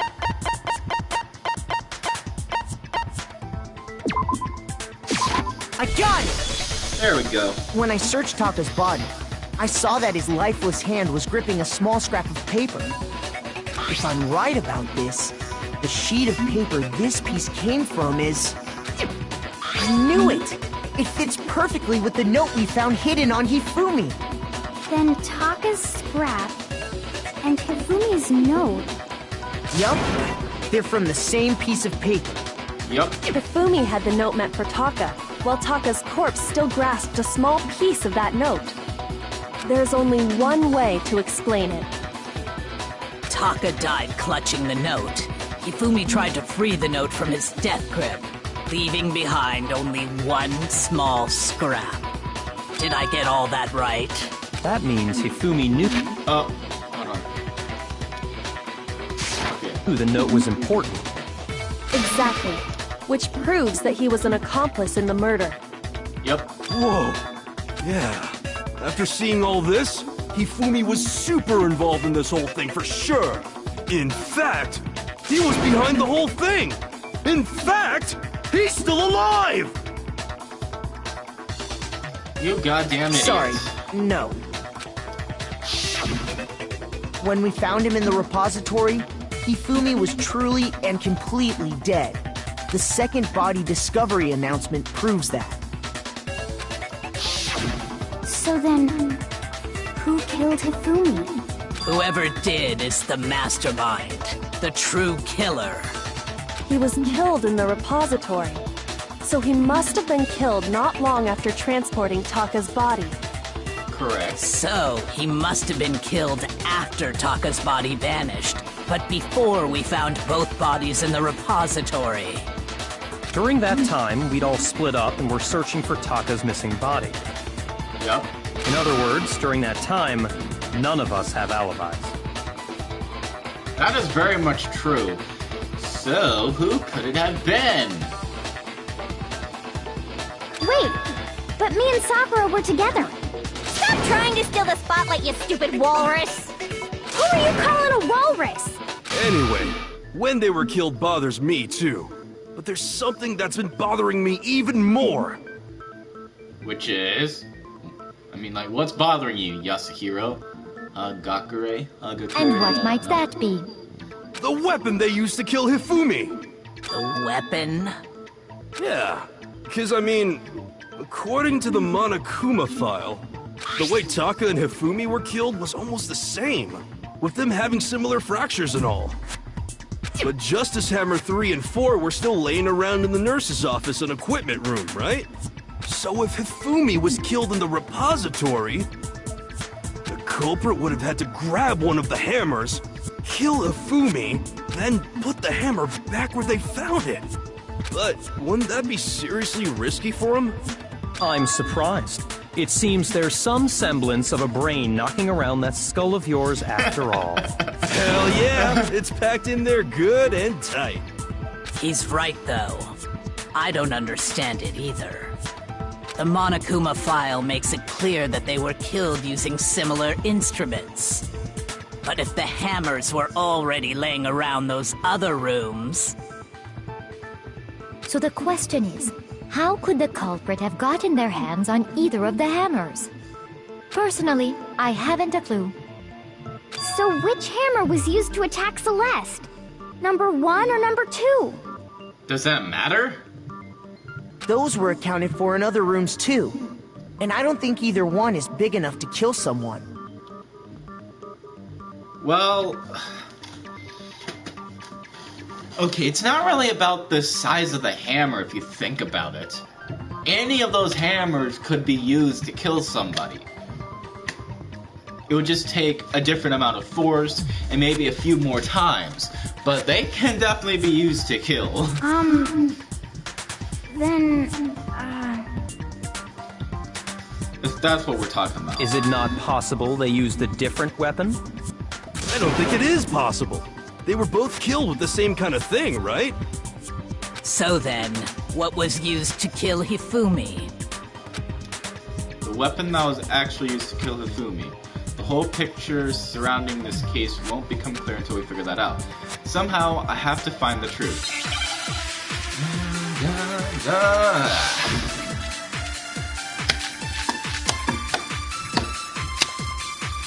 I think there's only one answer to this. What was used to kill Hifumi? Wrong! Was it Justice Hammer 3? Maybe None Justice Hammer 4? Well, whatever it was, there's one thing we have to figure out. How was the culprit able to move around so freely with the weapon? How did nobody witness them carrying it? Sounds like a Justice Hammer 5 is about to make its appearance! Check out murdergear.com/hammertime for more info! Well, murdergear.com/hammertime. The murder weapon had to be one of the Justice Hammers! And, Nope. No, that's wrong! I got it. The murder Imagine if weapon somebody wasn't a actually made that Justice to a Hammer at all. website. No, it was something completely different. but, seriously? A different weapon? Yeah. Specifically, a hammer from the repository. The killer could have easily used that to kill Hifumi. Now, all the hammers in the repository were covered in flecks of grit and debris. But for some reason, one of them had been scrubbed clean. Huh? And the reason it had been scrubbed clean was most likely because it was used to commit murder. If the hammer got covered in Hifumi's blood, of course they'd have to clean it off. I'd also like to point out that the repository has all kinds of hammers. Big ones, small ones, and even some flat mallet-like ones. I think whoever made the Justice Hammers used those as a basis for their design. Yep, which is why there's some missing off that wall right there. If that's true, that would explain the Monokuma file's note about the wounds being similar. So Hifumi moved Taka's body to the repository, where someone then used a hammer to kill him. And whoever did that is the true killer. The one Hifumi was working with. And the one who betrayed him. Hold on a moment. I still think it's strange to assume someone was working together with him. The way the graduation rule works, there is no benefit to helping someone else carry out a murder. So the idea that anyone would work together like that is simply ludicrous. We talked about this, did we not? we did talk about how there wouldn't be any reason for anyone to work together. At least that's what we thought at first, but...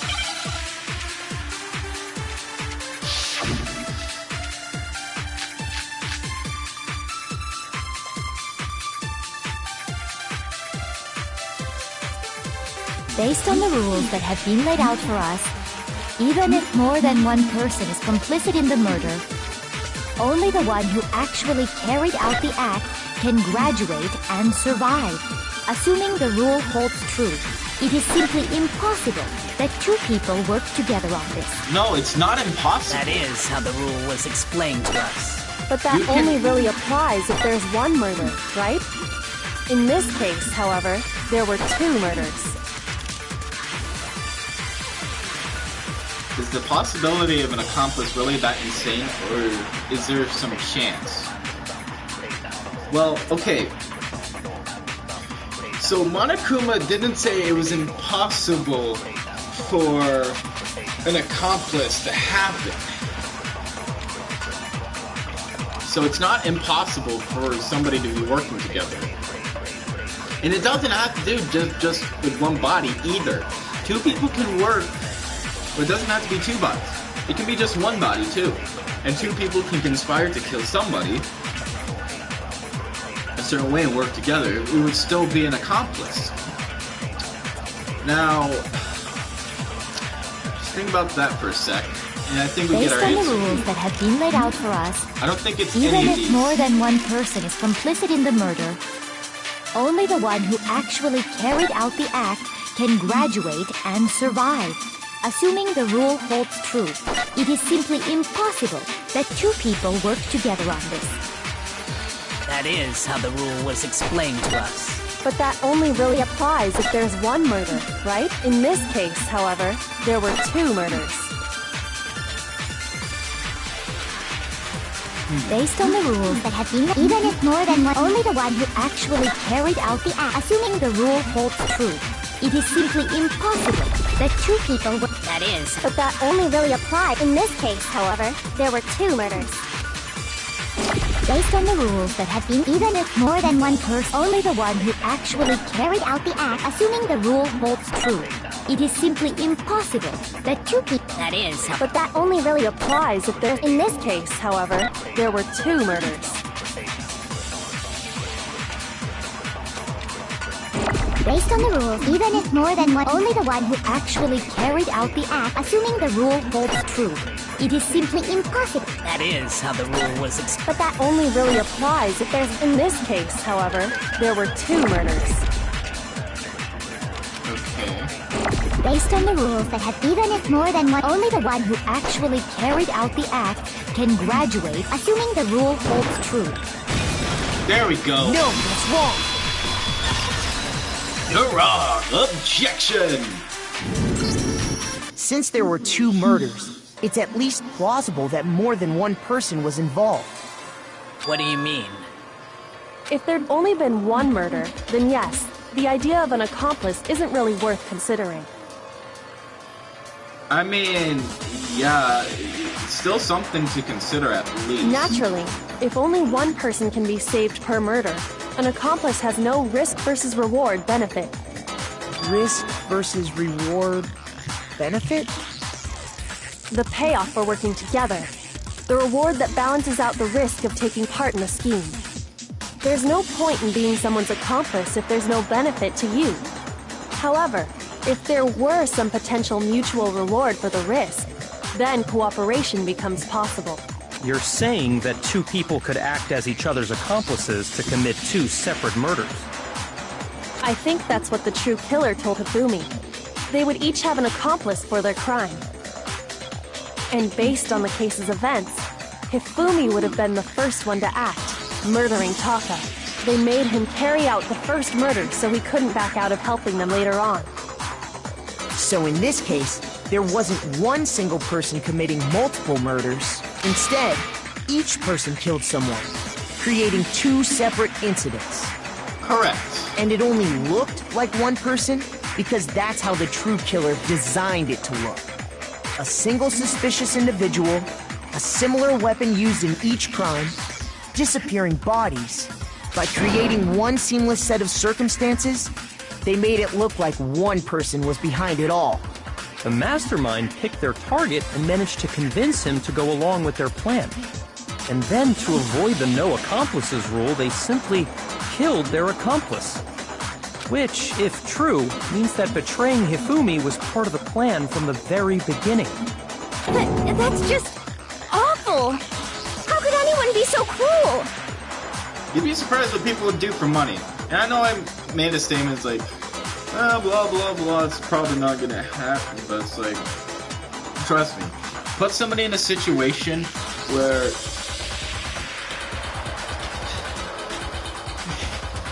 money is involved as one of the prizes, you'd be surprised what somebody would do for that kind of money. I can't help but admire its cunning. Still, their choice of accomplice seems odd. The effort made to convince us the two murders were the same, that was the main characteristic this time.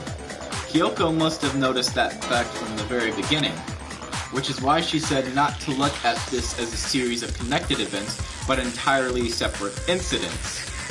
Kyoko is really amazing. Although, when you think about it, she's almost too amazing. Like, it's almost unnatural how good she is at this. I understand how an accomplice could be involved. But then, who was the one pulling Hifumi's strings? That's problem numero uno right now! The true killer manipulated Hifumi to carry out a number of actions and in the end murdered him. In the debates up till now, the way the case has unfolded, when you consider all that, there's really one person who seems to fit. Alright, so thinking about the evidence so far, who could have convinced Hifumi to whack off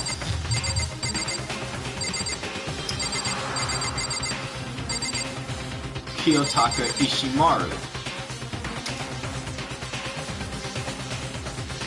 Let's look back at the chapter, right?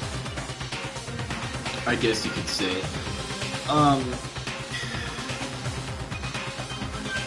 Think about how a certain somebody was acting during the investigation. When you think about what that suspicious person was, really think about it, that one person is Celeste. Here's my answer. It was Celeste. Ah, so I'm the suspicious individual now, am I? Yes. I really do hate this kind of joke. A joke? I wonder. So what you are saying, then, is that I specifically chose to work together with Hifumi.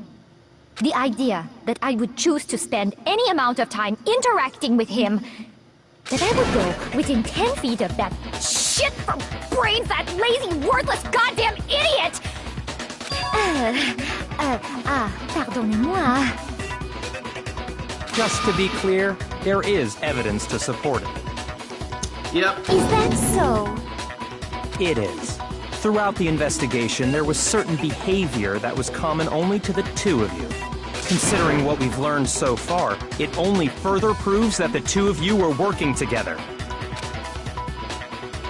What is it? What it is that only Hifumi and Celeste had in common? The screaming. Right? Shoot!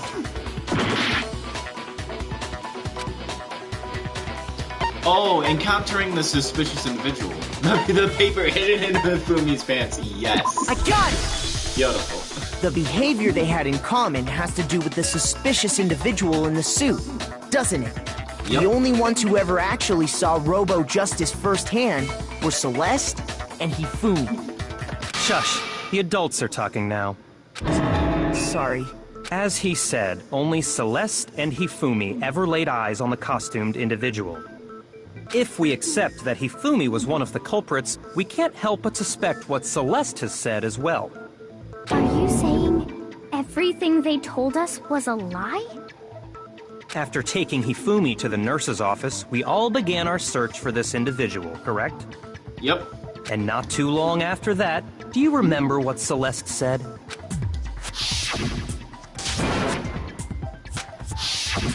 We headed to the second floor specifically because of what she claimed to have seen. Next, to draw us all to the physics lab up on the third floor, She let out a blood-curdling scream.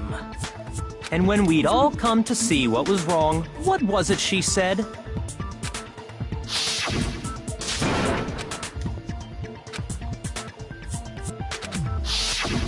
Once she'd done her job of getting us all up to the physics lab, it was time for her partner to get to work.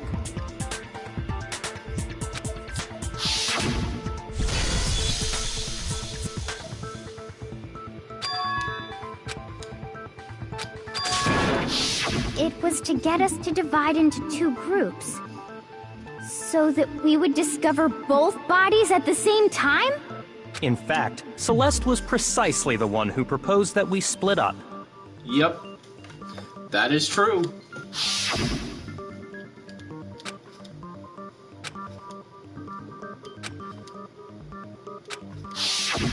Well, if Celeste and Hifumi were working together, all those chance events suddenly become connected.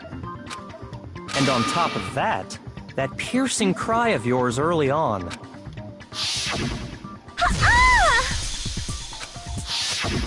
That was to signal Hifumi, wasn't it? It was your way of telling him, we're on the third floor, everything's going according to plan. Why else would you let out a scream that could have carried across the sea? I just realized another strange thing. When we found Hifumi in the nurse's office, who we now know was only pretending to be dead, I certainly was not expecting this. I did not imagine that Hifumi would be murdered. Celeste, you were the first one to say he'd been murdered. You wanted to make sure we wouldn't have any doubt in our minds. I don't believe it! Everything, the whole thing was one big act!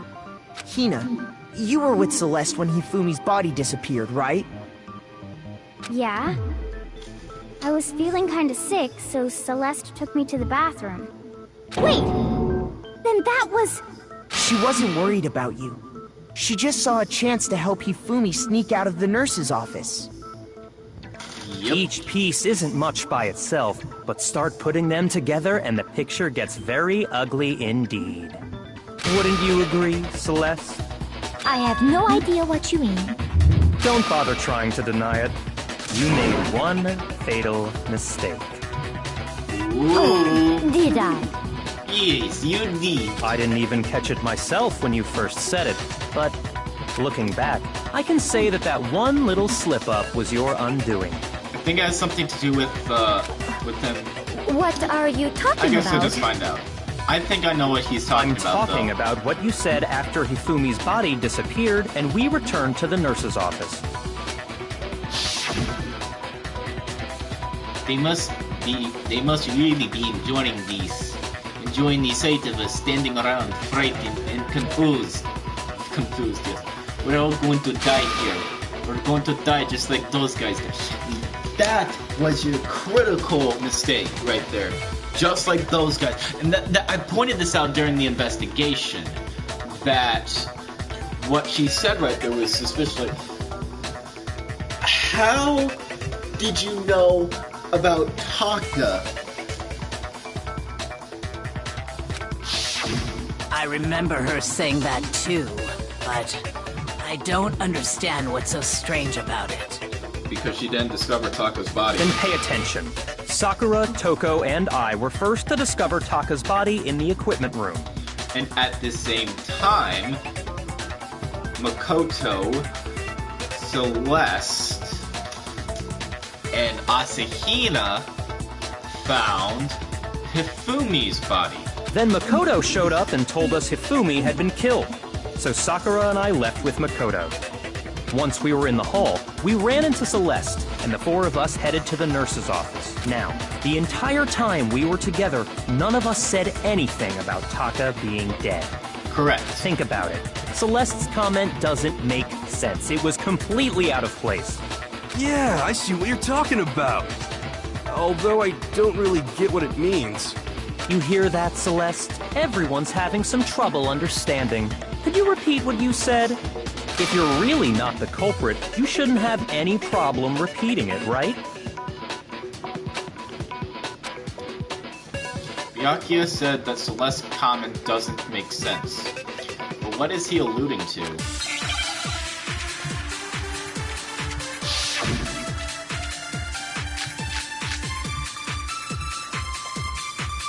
I think it's Celeste's account. All I said was, they must really be enjoying this. Enjoying the sight of us standing around, frightened and confused. They must be positively elated. We are all going to die here. We are going to die, just like those guys died. And that is all I said. And that's all it takes to finish this. It's obvious, isn't it, what was so strange about Celeste's comment? When Celeste said what she did, she shouldn't have known yet. With that in mind, what's so strange about what she said is...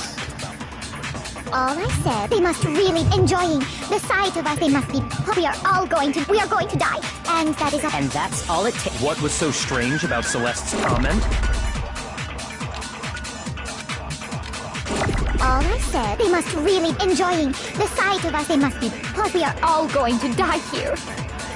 We are going to die, just like those guys. No, it's wrong. Well, it's correct what you said, but... That's right. There's no reason Celeste should have said, just like those guys died. When she said that, none of us had told her Taka was dead. Exactly. And we didn't run into her until after we were all out in the hall. Yeah, so there was never any chance for her to have seen his body in the equipment room for herself. So how did you know, Celeste? How did you know more than one person had been killed? Because Kyoko had also disappeared, right? So she could have been dead too. True, if you really think about it. Kyoko and Yasuhiro were unaccounted for. So it's possible, like, I mean, okay, we know Taka was dead, but it's possible that either one of Kyoko or Yasuhiro could have been dead, if you really think about it. She couldn't have known who had died, unless if she planned it out. Say, for example, okay, let's say that she truly... Okay, let's say she isn't the master of this case, right? What she said would still be kind of weird, right? Again, she's only seen the body, the quote-unquote body of Hifumi, therefore, she shouldn't have known anything about Taka. And nothing was reported about anyone else being dead, so how? For all she knows, like for all we know, again, like I said, Yasuhiro, Kyoko, or Taka could be dead. Any of those guys could have been dead. It would have been unknown to her. All she knows is the sight of Hifumi's body. And yeah, there's just no way she should have been able to know about Taka being dead. Unless if she planned it out. You all have such vivid imaginations. You know that? Imaginations? You claim that I was lying when I told you about the suspicious person I saw. Then what about the picture I took? how do you explain this picture of the costumed villain dragging Hifumi away? Hello there, Billy Snickers. It has to be some kind of setup, right? So let's put the suit on, and then she used the camera's timer to set up the picture. Have you so quickly forgotten? You are the only one who could have possibly fit into that suit. Plus, I happen to know that this particular camera does not have a timer. In other words, it is an unassailable fact that this is a picture of Hifumi being dragged away. Hold on, let me check something really quick.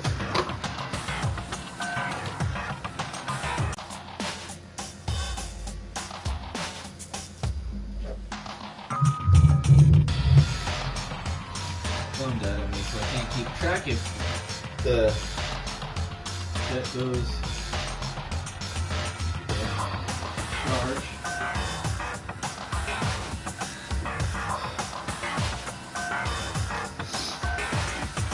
I guess I'll have to deal with it for now. If everything I told you I is a have lie, to assume... how can this picture exist? Alright, so this... Alright, so you're kind of coming into this series a little bit in the middle of the game, I think. Because we're on chapter 3. So this is basically a murder mystery series. Yeah, it's basically it. It's murder mystery. That's basically it. Basically, in this series, a bunch of high school students get thrown into a killing game, and basically their only way of escaping is to kill somebody and get away with it. Yep. This chapter has a double murder, and we're right now trying to figure out if this person, who is the newest suspicious one, masterminded all of this. Mastermind the double murder in this chapter. So that's what we're doing in this class trial. And so yeah, the class trial follows the murder and investigation of somebody. And the class trial, basically, you gotta figure out who did it, and if you get it right, only the blackened gets punished with an execution, and if you get it wrong, everybody besides the blackened gets executed. Simple. Are we sure that's really a picture of the suspect dragging Hifumi away? What could you possibly mean by that? Surely there are other explanations than the one you've offered up. No, there is no other explanation. Really? There is no other explanation. Okay.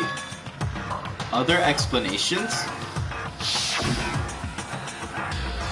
If it wasn't a picture of the suspect dragging Hifumi away,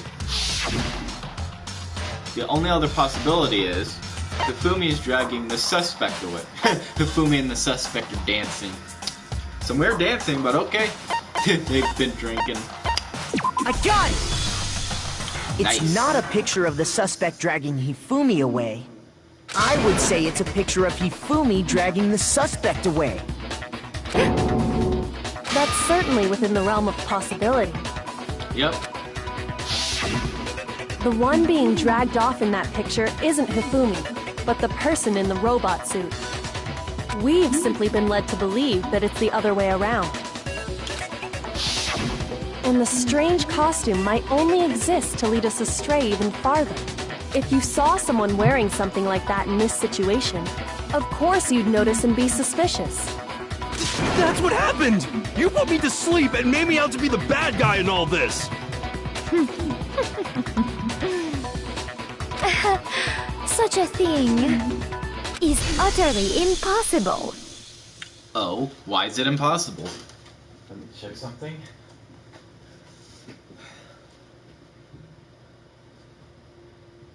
Still dead. Okay. Hifumi was dragging him away? Ridiculous. think it's that ridiculous, Celeste. Is it? I don't think it's ridiculous at all. Thank you. Then shut your mouth and allow me to educate you. Oh, please do educate us. Educate us, Celeste. Celeste thinks she can prove that there's no way Hifumi was dragging the suspect away. Is that really possible? Make your argument. Alright. Put Justice costume, handbook, spotless hand, yes, message. Alright. You dressed me up in that suit after I passed out. Then you just draped me across Hifumi and had him carry my weight. You tried to make me look like the bad guy. Like I said, ridiculous. As Really? you can see in the picture, the suspect is standing perfectly upright. If the person inside the suit was unconscious, there's no way they could stand up straight like that. Then It the actually is kind of fortune-telling like idiot is the the Ace culprit Attorney after all! games. No way! It is kind of like that. Actually. You dressed me up in that suit after I passed out. Then you just draped me across Hifumi and had him carry my weight. You tried to make me look like the bad guy. Like I said, ridiculous. As you can see in the picture, the suspect is standing perfectly upright. If the person inside the suit was unconscious, there's no way they could stand up straight like that. Then the fortune-telling idiot is the culprit after all! No way! Oh, it's on PlayStation 4, but it's also, I think you can also get it on PC as well. So yeah. You dressed me up And in that I think suit mobile after too, I passed actually. out. Then you just draped me across Hifumi and had him carry my weight. You tried to make me look like the bad guy. Like I said, as you can see in the picture, the suspect is if the person inside the suit, there's no way they could stand up straight wrong. like that. Ah. Okay, what am I getting wrong here?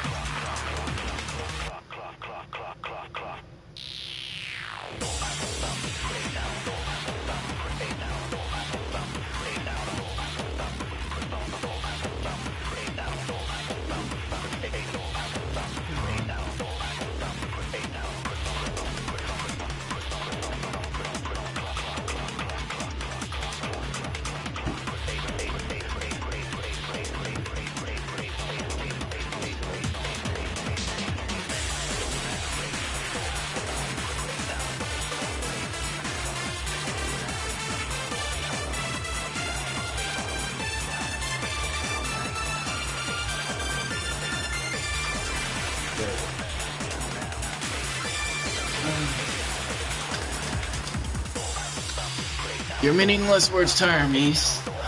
Please help with my son. Shoot! Alright. You dressed me up in that suit after I passed out. Then you just draped me across Hifumi and you tried to make me look like the bad. Like I said, as you can see in the picture, the suspect is if the person inside the suit, there's no way they could stand up straight like that. Then the fortune-telling idiot is the culprit after all! No way! No. That's wrong. You dressed me up in that suit after I passed out. Then you just draped me across Hifumi and had him. You tried to make me look like the bad. Like I said, as you can see in the picture, the if the person inside the suit was unconscious, there's no way they could stand up straight like that. There we go. No, that's wrong. That's wrong. No. Even if the person inside the suit were unconscious, they could still stand up like that. Because that Robo-Justice suit had a certain characteristic.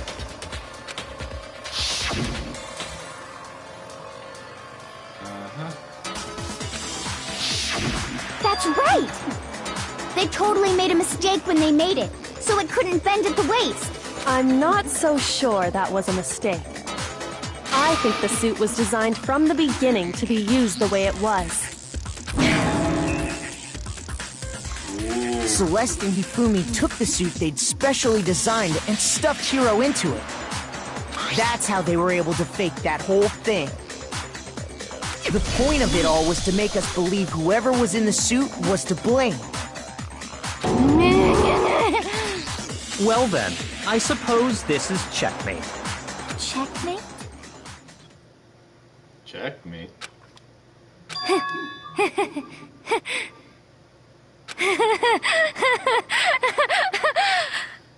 Don't make me laugh, you idiot! What do you mean, checkmate? Celeste? Clearly, you want to cram me into your little guilty box. Well, there's one little problem. And what's this problem? Have you already forgotten what Hifumi told us as he lay dying?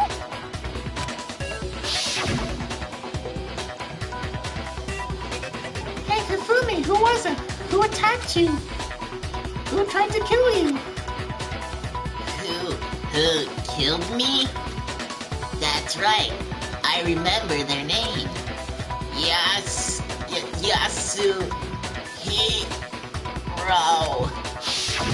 When we asked him who had attacked him, his answer was quite clear, was it not? He said, and I quote, Yasuhiro. In other words, Yasuhiro Hagakure!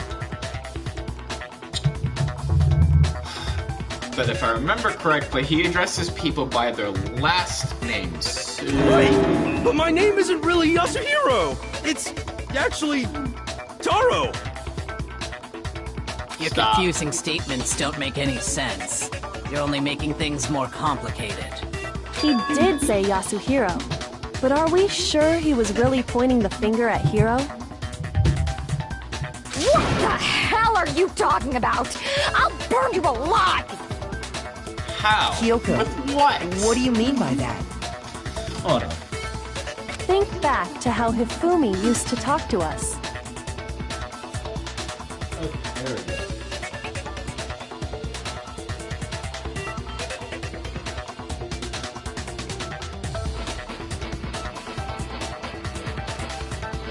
How did he refer to each of us?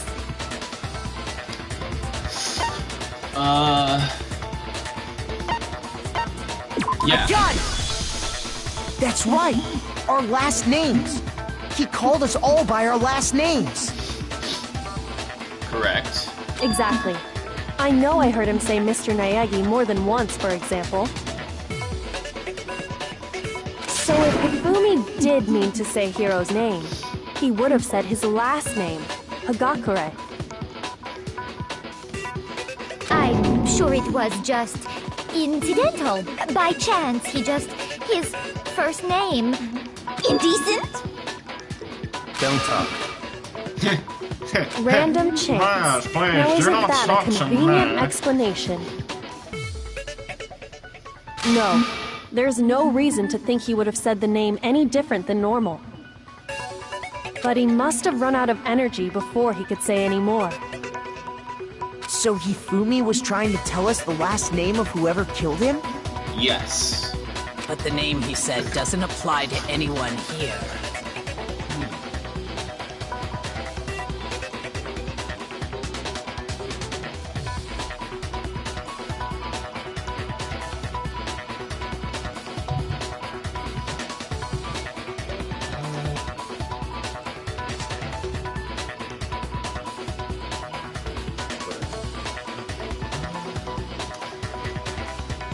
Well, no. Hold on. There's one person it could apply to, and that's Celeste. She never actually told us what her real name is. What did you just say? To think you'd take your false accusation so far, I don't know whether to laugh or spit! Come on! Enough with your idiotic blather! Yasuhiro is a loser's name! Do I look like a loser to you? Well, do I? Yes, you do. What? think I've earned the right to be a little on edge. Okay, then fill us in. What's your real name? Fine. Make sure your ear holes are wide open and listen up! My real name is Celestia Ludenberg. Could you please stop making me repeat myself over and over again? Please.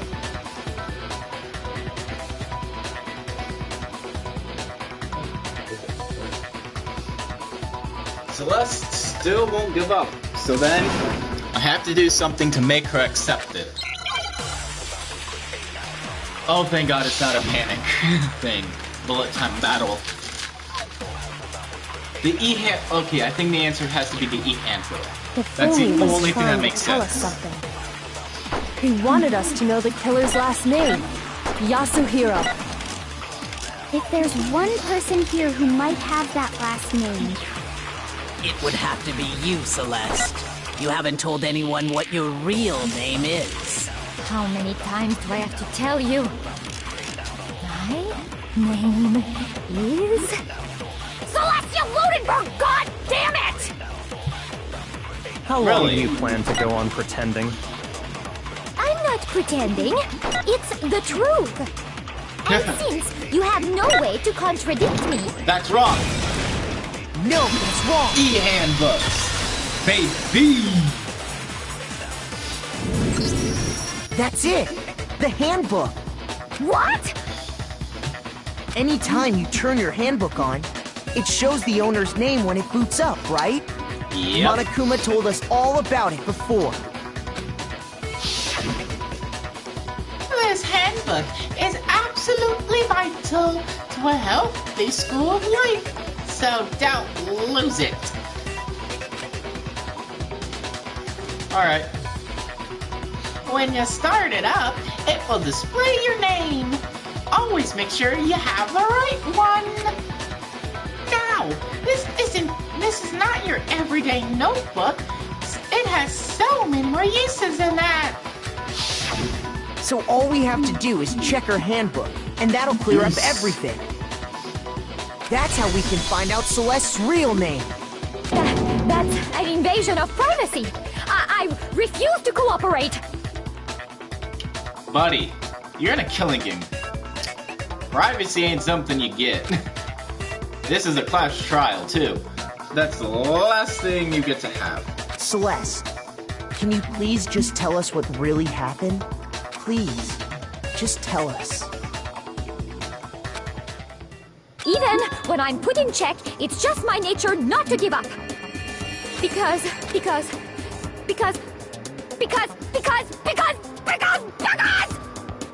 Until the game's over, you never know what might happen. Fine then. Let me settle it. Let me go over the case again, from the beginning, and shed light on all your crimes. And that'll bring everything to an end. Do it. Let's do this, Makoto. Let's take her down. Begin. Alright. In this case, how did the killer recruit their accomplice? Was it seduction?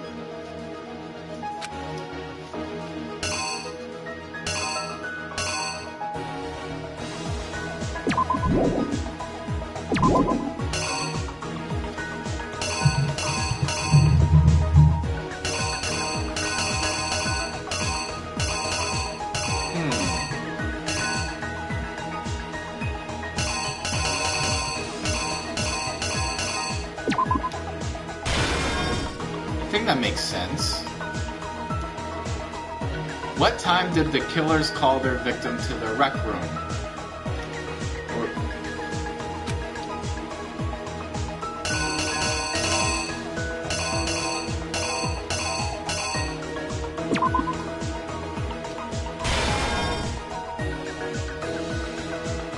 Who was it that the killer summoned first?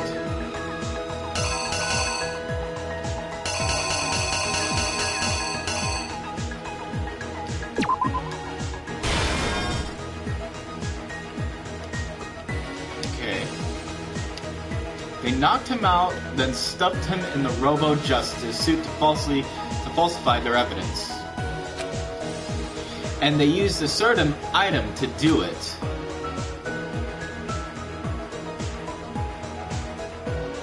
What? They knocked him out, then stuffed him in the Robo-Justice to falsify their evidence, and they used a certain item to do it.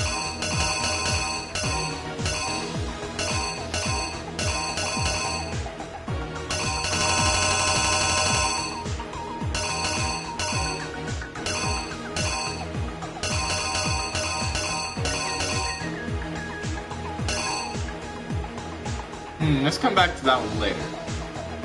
What time was Taka supposed to head to the equipment room?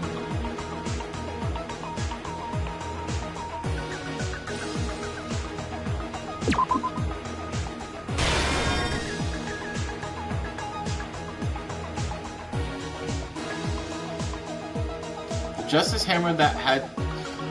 Oh, I think that was, Justice Hammer... 4.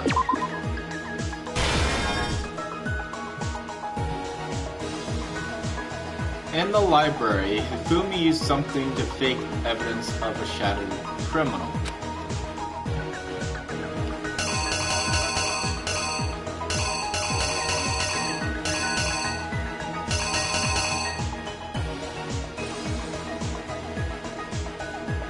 Which Justice Hammer was in the nurse's office when Hifumi was pretending to be dead? That's Justice Hammer 3.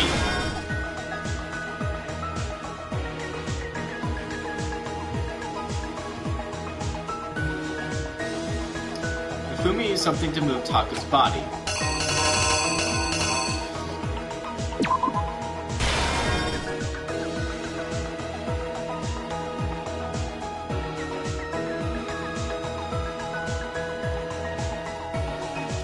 Weapon the killer used to murder Hifumi. What was it?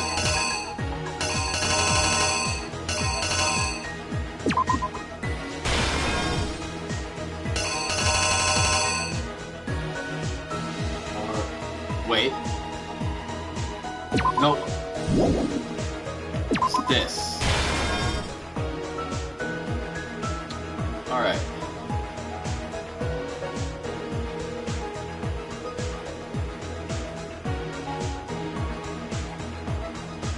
God, this frame looks so cool. He looks so fucking badass in this frame. Ah, if only he lived longer.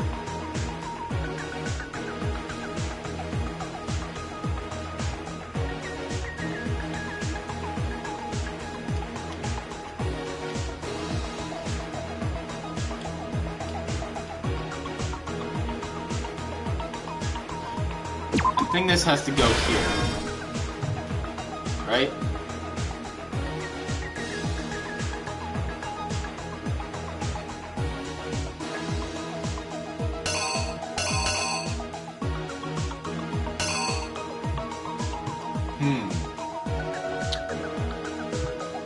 I feel like I'm correct here.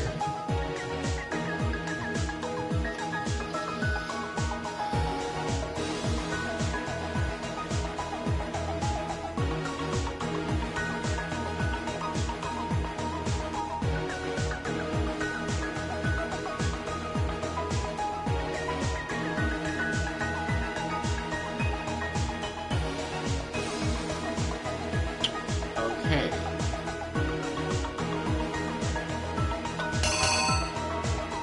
I'm thinking it's the backpack. It has to be the backpack, right?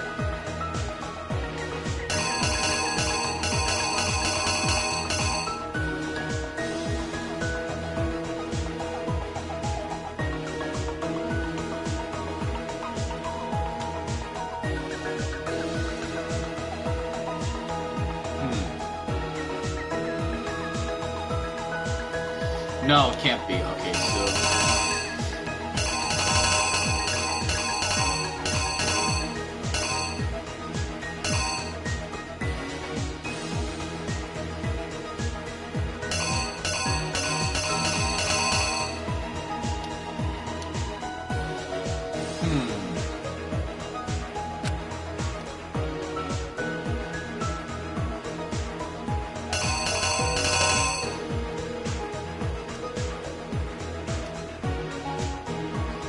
can't be that.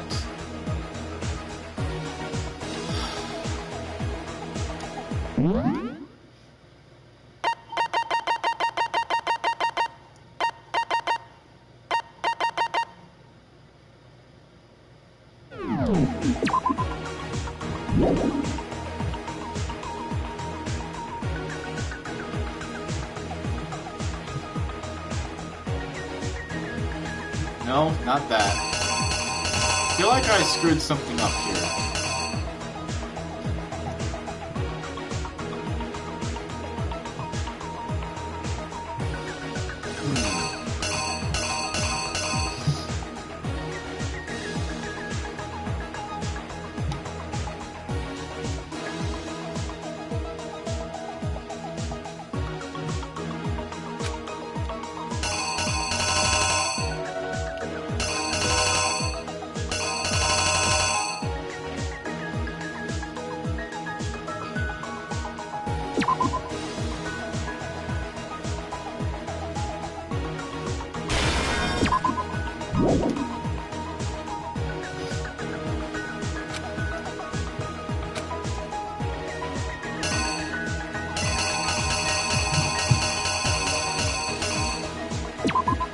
No, that has to go there. Then... Let's look at Byakuya, see if Byakuya makes his face at any point. Not that is probably the answer.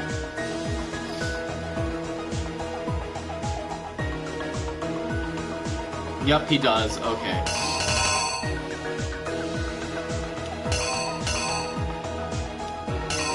Might be Justice Hammer too.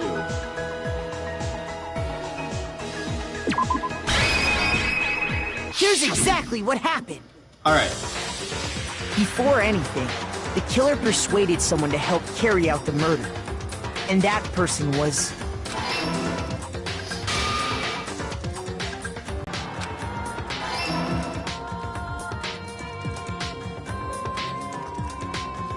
First, they convinced someone to meet them in the rec room last night at 1 in the morning.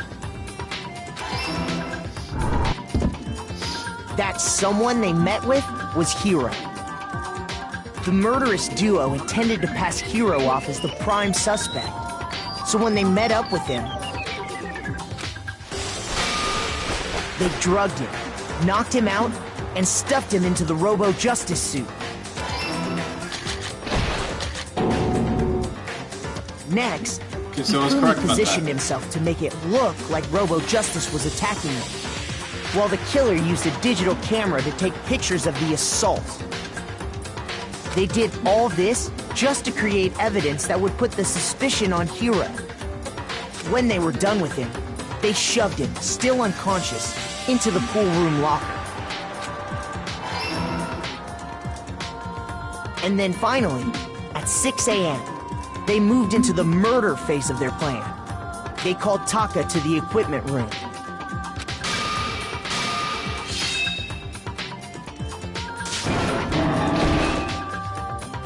And that's where Hifumi killed him, making it the scene of the first murder.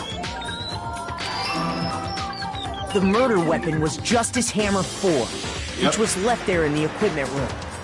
The reason Hammer number 4 was used was to create confusion about the order of the crimes.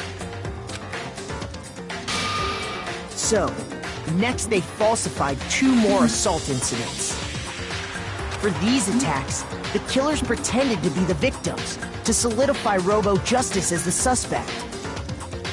The first fake incident was the attack in the rec room. There, the killers wanted us to see Justice Hammer 1 and the Robo-Justice pictures they'd taken. They wanted to make sure we bought the surprise attack story. The second fake incident was the attack in the library. This time, they planted Justice Hammer 2 and an injured Hifumi to sell us that story. With these 2 incidents, the killers were able to create a certain preconception in our minds that the suspect was increasing the size of the hammers and attacking people in order as they did. We fell right into their trap and started looking for the suspect based on that. But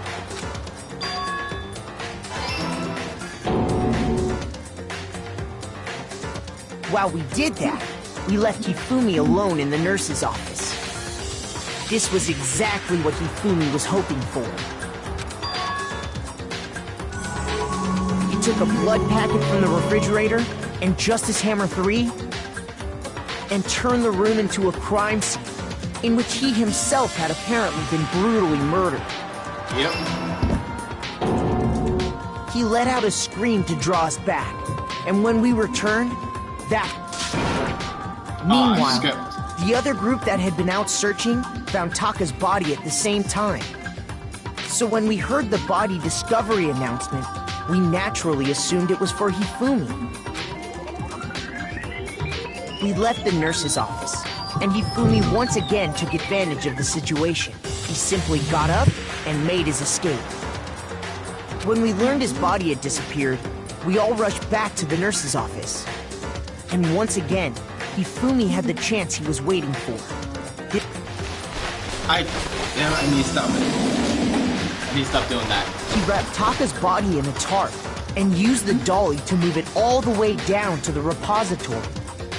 That explains how each of the bodies disappeared. But even Hifumi didn't know what the true killer had in mind for their final act.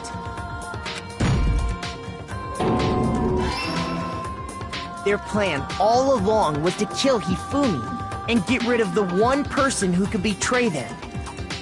And they did it using an ordinary, everyday hammer from the repository. That should cover everything that happened in this case. And the villain behind it all is...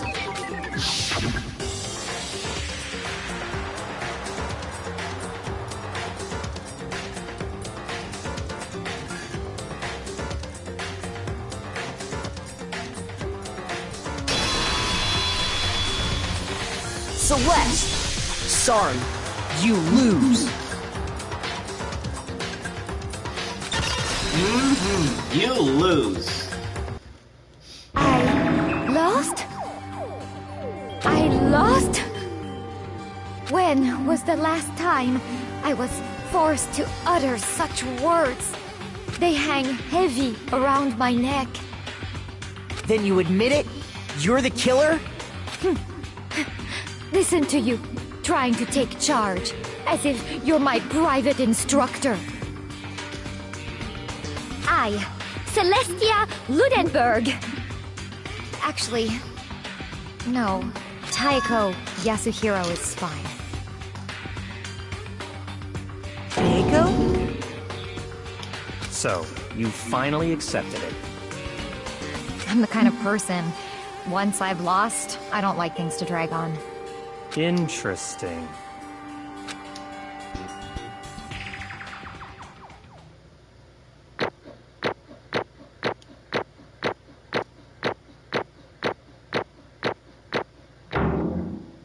Nice.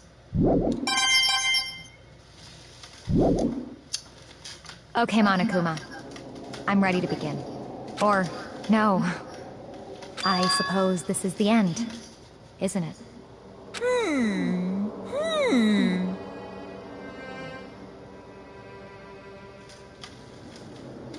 Oh, hello there, Knit Rose. How's it going? It is indeed the moment we've all been waiting for. Time to vote, okay? Okay.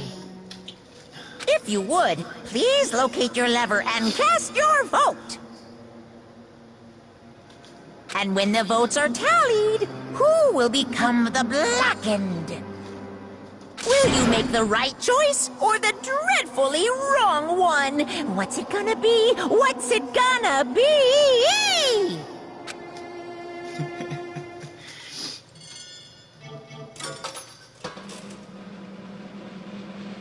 And...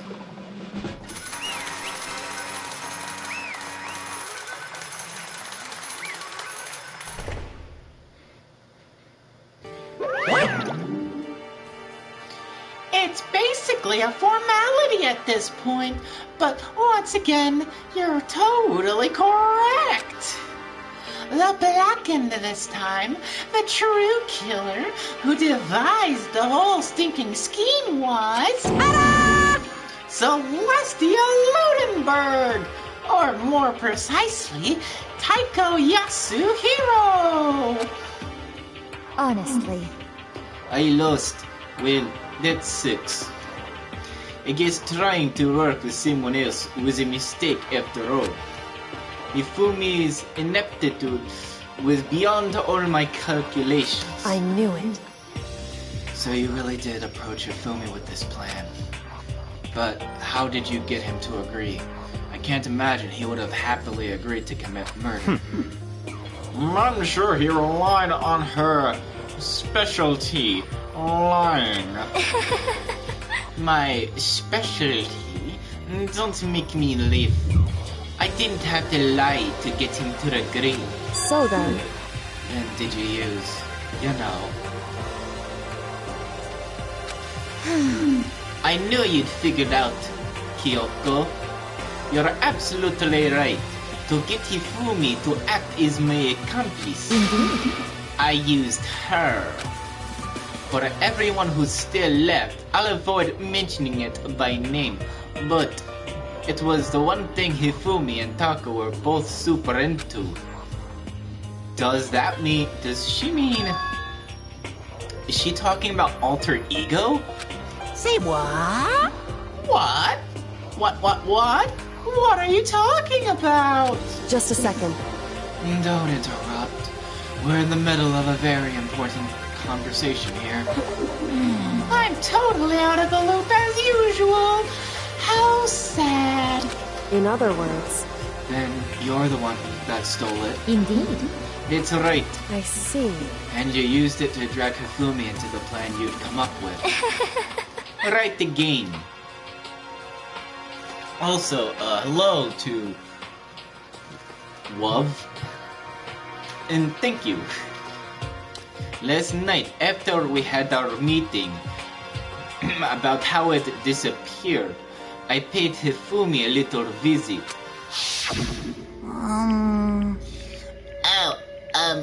What are you doing here? Oh yeah, it's a very interesting room. A lot of action figures, and then there's that thing in the back. Not gonna question that. Oh, I think that might be a pillow. That has to be a pillow, right? Yeah. Actually... I was hoping I could talk to you, alone. It is about what was stolen. I know who did it. What? Are you okay with this? It was Taka. He stole it.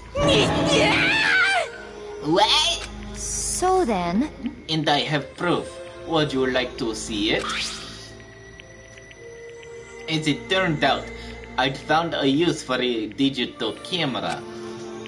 I'd taken you-know-what to Taka's room earlier and took pictures of it there. I deleted the picture as soon as it had shown up. As soon as I'd shown it to Hifumi, of course. Damnation! So it was him. But how'd he do it? She was supposed to yell if either of us got close to her. You are correct, which is why Taka forced me to steal it. Say what? As for me... Please forgive me. He threatened me. Oh, He did? As for me... He came to my room last night unannounced, and then it's hard for me to even say. He abused me. what? And he took pictures. He said if I did not do as he asked, he would show them to everyone. So I had no choice. Damnation! That's a crime. And I never imagined he would go that far. It was amazing how completely he bought it. I can't express how enjoyable that was. I'm about to say something I'd never said before in my life. Completely unforgivable! I going to kill him. I'm going to fucking kill him. Most unfortunate. Wait, please. If you go now, you will be paying right into his hand. Huh? Actually, Tuck is planning to use her to escape. And he has made you his target. What? Escape? You don't mean. Taka is going to try to kill you. What? indeed. And also he can keep her to himself. This is unforgivable! That bastard! Completely unforgivable! Bastard! Honestly. Can we allow him to continue with these barbaric acts? Absolutely not. How could I? She... I swear I will save her! I have to save her. Actually... Then, would you like to join with me? It just so happens I have come up with a plan. Huh? I have devised a way to reclaim what he has stolen and escape this dreadful school. And with that, it is complete. Huh? What are you talking about? Oh, nothing. Hifumi agreed without a second thought. The effect that item had on him was remarkable. The power of love, even with a love as twisted as that, can still be driven people mad, it would seem. You disgust me. You and me both. I see. I have another question for you. Was that strange costume Hifumi's creation? Indeed. Yeah, it was a real pain in the butt, too. All I asked him to do was make something to hide the face and general body size. I had no idea he'd make something like that, but it's my fault for picking him in the first place. But... So, why you decide to make me the suspect? Because you're stupid. That's it? Let's see. And in that regard, I made the right choice. I'm so glad your stupidity surpassed my every expectation. Life must have been tough on your parents, though. I feel like I could cry. Well, But when you were explaining your plan to Hifumi, how did you explain the part about him playing dead? What she's asking is, what was Hifumi supposed to do after that, assuming you had actually let him live? Are you okay with this? It's simple. After he did his part and pretended to be dead once someone showed up, I told him to say he's been seriously wounded. He was on the verge of death, but he just barely held on. And he really believed that? Well, of course, that wasn't all there was to it. As I explained it to Hifumi, the plan was, while you were all questioning him about what had happened to him, I was going to murder someone else. At that point, Hifumi would have an alibi, so nobody could doubt him. I told him that, and he believed it. It all seems very straightforward. Stereotypical. I just matched the lie to the level of the opponent.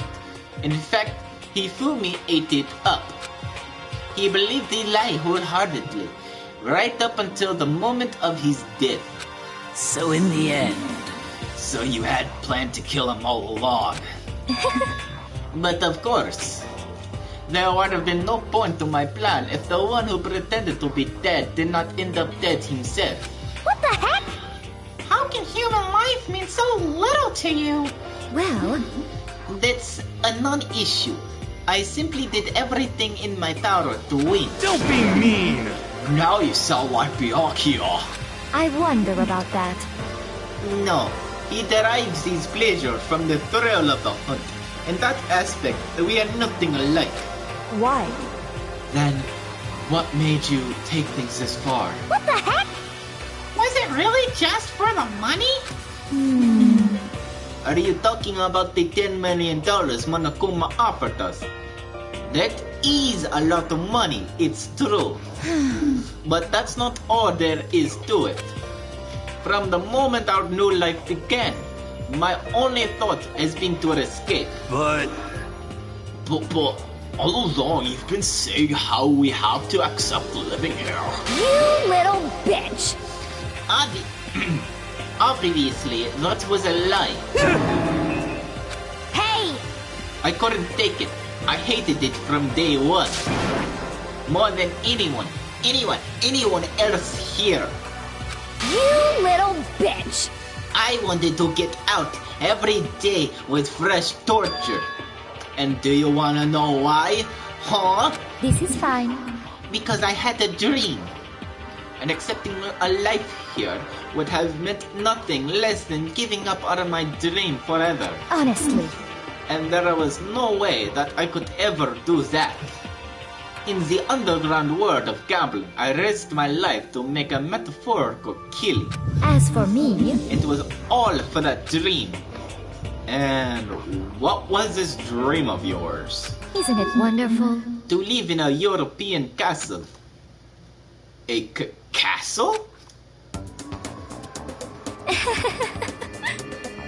And to gather handsome men from all over the world to serve as my butlers/bodyguards. I was going to make them dress up like vampires and satisfy my every need.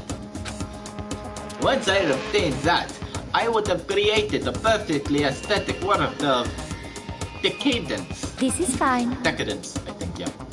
Living the rest of my life, there was only my dream. living the rest of my life there was my only dream, my only goal. That is what life is all about. Combined with my own winnings, Monokuma's $10 million would have made that dream a reality.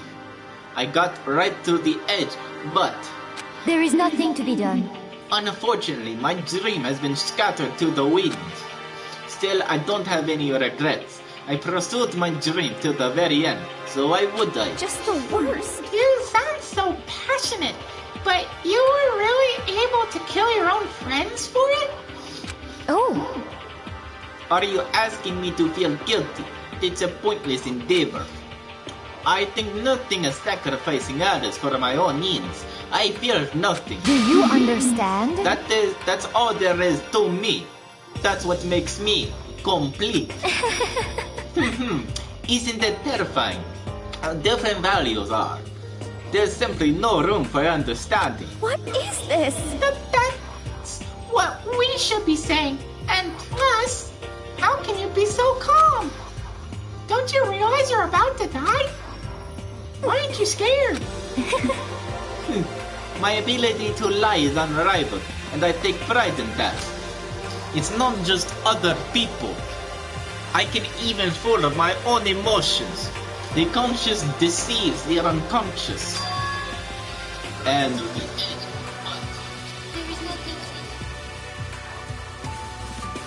that's why you're not scared? Yes, indeed. That's right, I don't fear death. Kill me however you like. But you know, if I could be reincarnated, if I had a choice, Dean, isn't it wonderful? I think I would like to come back as Marie Antoinette. Hey, you just get executed again.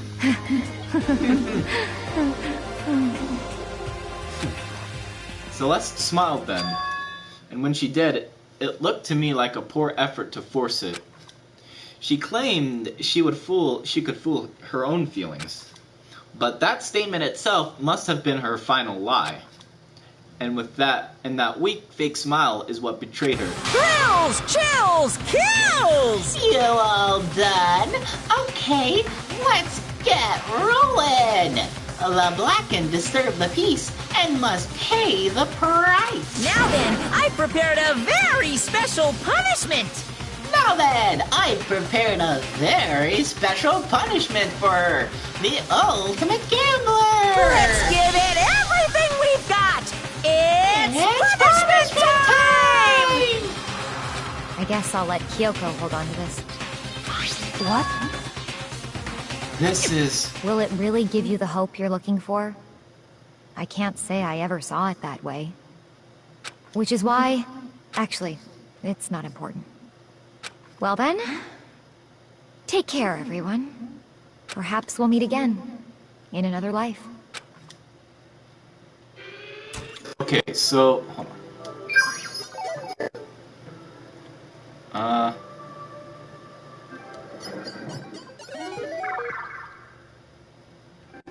Okay, so... I'm assuming that this is just gonna get the screen. Okay, so...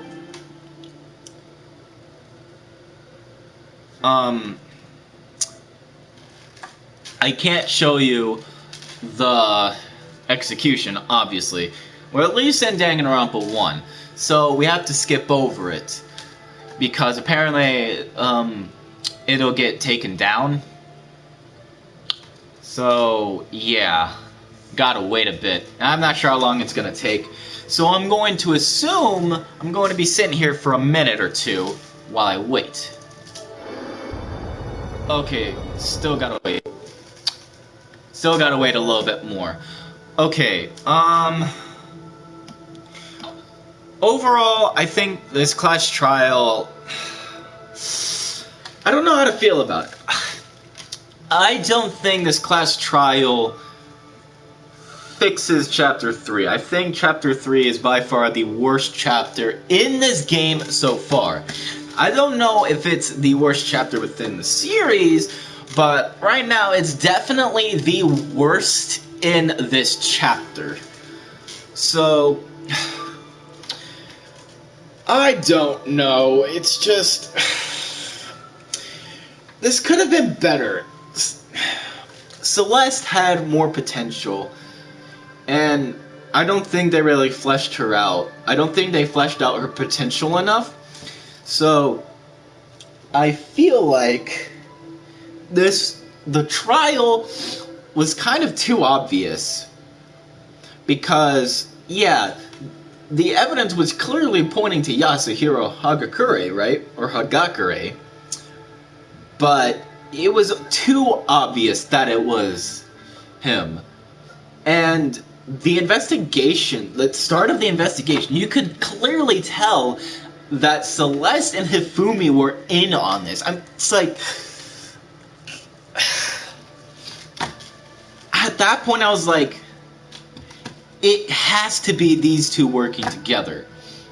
These two had to have been the culprits. Or at least the culprit and accomplice.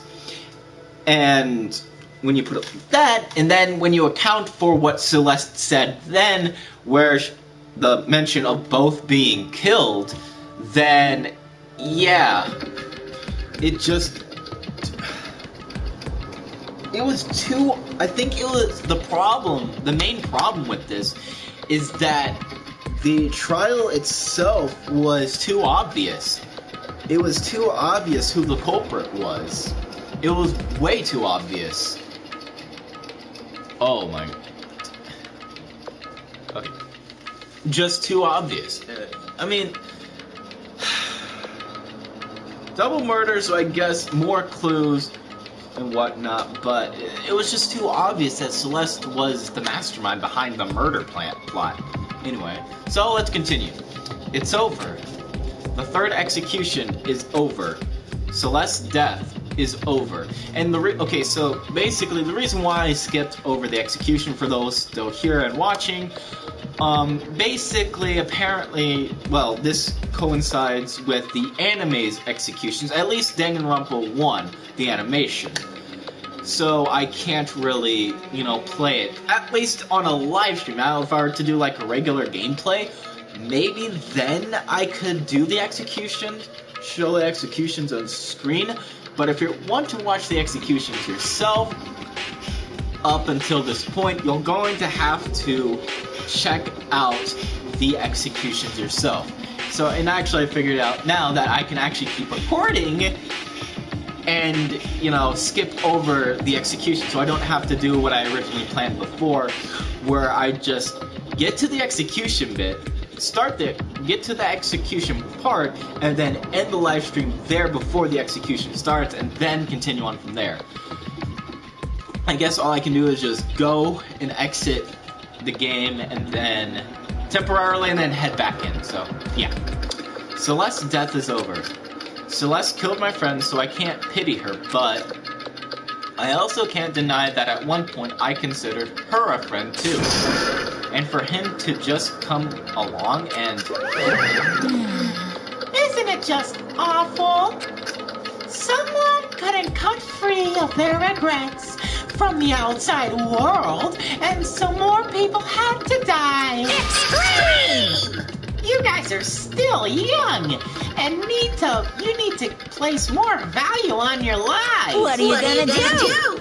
Geez, and here I thought you guys were gonna pass the torch of hope to the next generation. Let me out of here! What do I care about hope? I'll throw it in the trash if you just let me out of here. Too bad. You're all the embodiment of hope, whether you like it or not. And it's my destiny to knock you down one by one. It's sad, yes it is, but that reality just can't be avoided. Don't talk like you're not responsible. How long are you gonna make us keep going through this? What do you want from us? God, I'm so sick of people asking me that. Give it a rest already.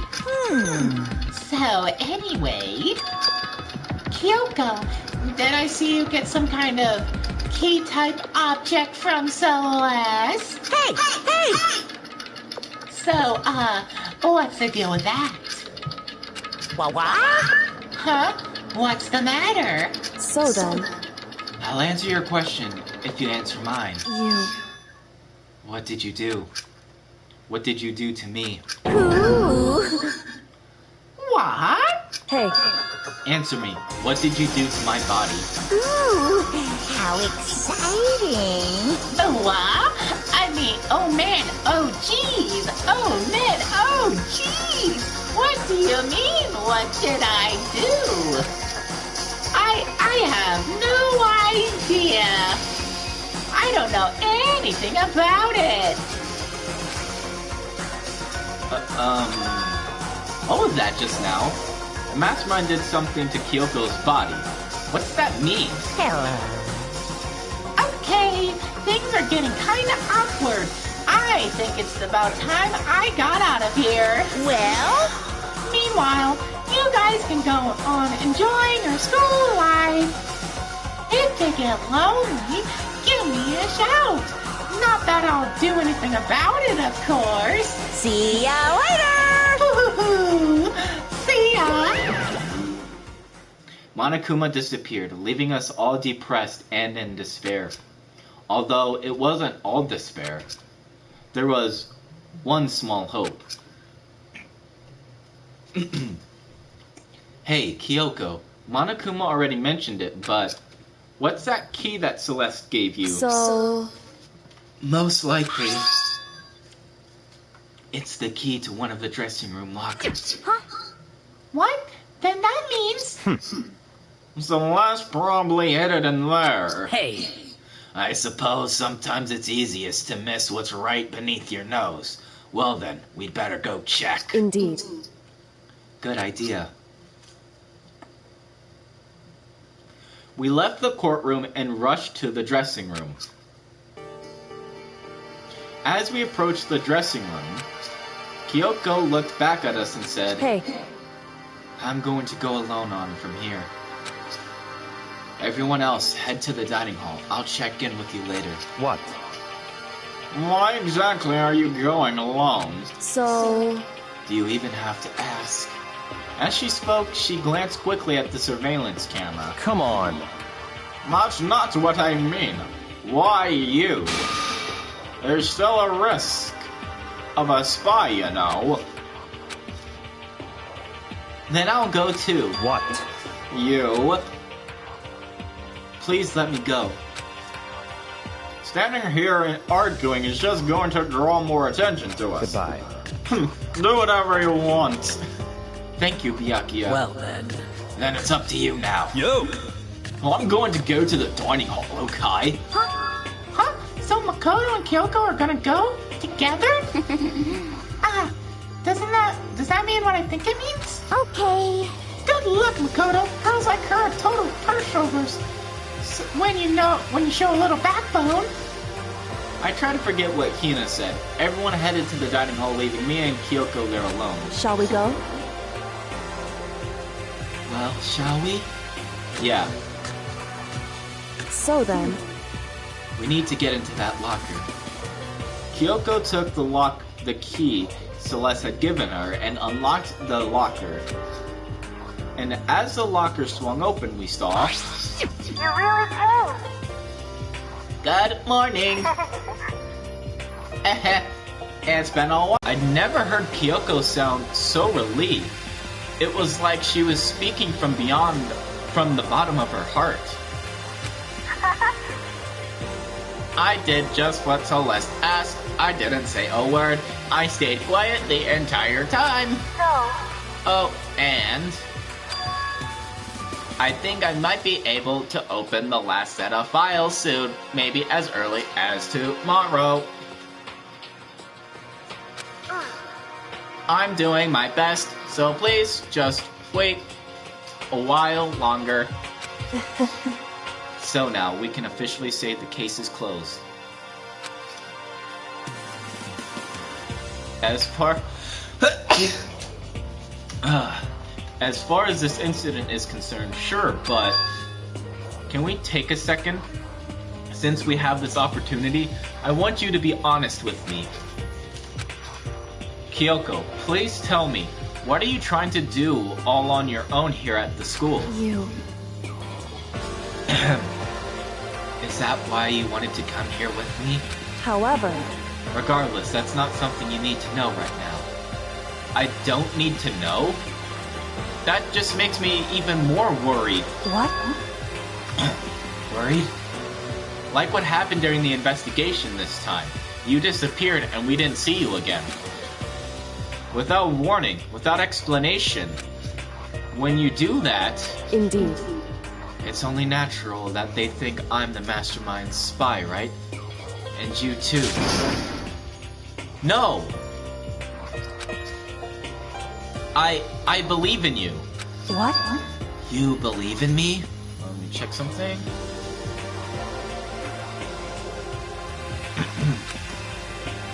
Isn't it obvious? People believe in their friends, right? That's why I want you to tell me. And I want you to believe in me too. Because we're friends. I understand. It's true. Then maybe I can believe in you. Just a little bit more. Then... That's fine. Fine, I'll tell you. I'll tell you why I've been disappearing and where I've been going. You see... What I heard from Kyoko then was... Well, frankly, it kind of blew my mind. Right after I told Kyoko I believe in her, she told me a story that was, well, almost unbelievable. Uh-huh.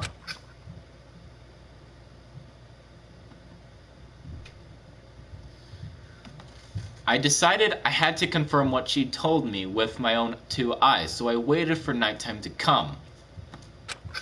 And when it did, I went into action. Correct. The boys' bathroom on the second floor doesn't have a surveillance camera or monitor in it. And in the storage closet there, way in the back,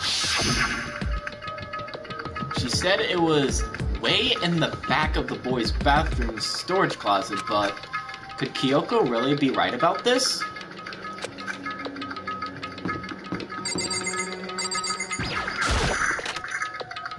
Guess we're about to find out.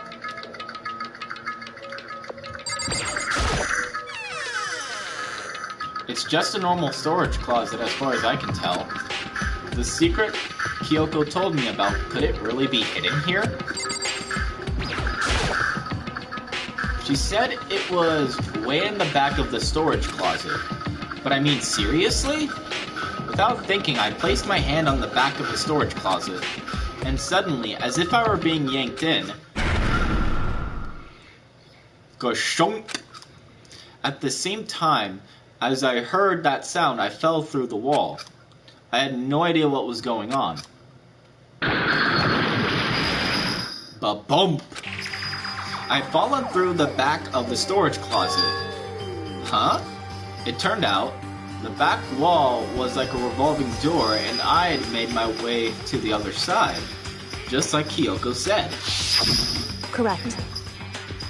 In the boys' bathroom on the second floor, there's a storage closet. And way in the back of that closet, there's a secret room. So this is the secret room. But what's in here? I need to check everything I can. Okay. Well, there's pipes, there's desks, all kinds of things. So it's just these two things, okay. There's a bunch of files and what look like volume after volume of yearbooks. They're all covered in dust. Looking at everything on one file at the edge of the bookshelf caught my eye. Hope's Peak Academy Student Registry. This is the only thing in here not covered in dust. Has someone been looking at it recently? I slipped the file into my hands, but before I had the chance to take a look at it, a slip of paper fell out of the file, and I turned my attention to it. What's this? You must not leave. That's kind of weird. I could understand if it said something like, I can't leave, but you must not leave? What is this? My head feels funny. This strange sensation, it's like deja vu. Those words, you must not leave. I've seen them somewhere before, but I can't quite remember. What do I do? What do I know? What don't I know?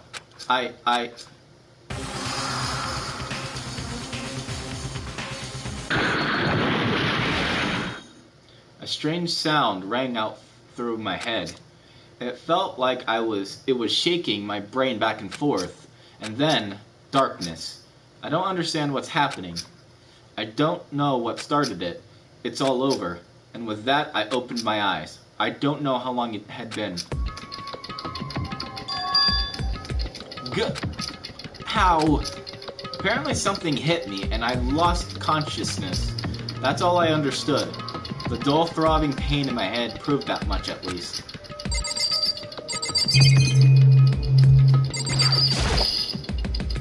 It's just a normal desk with no more drawers.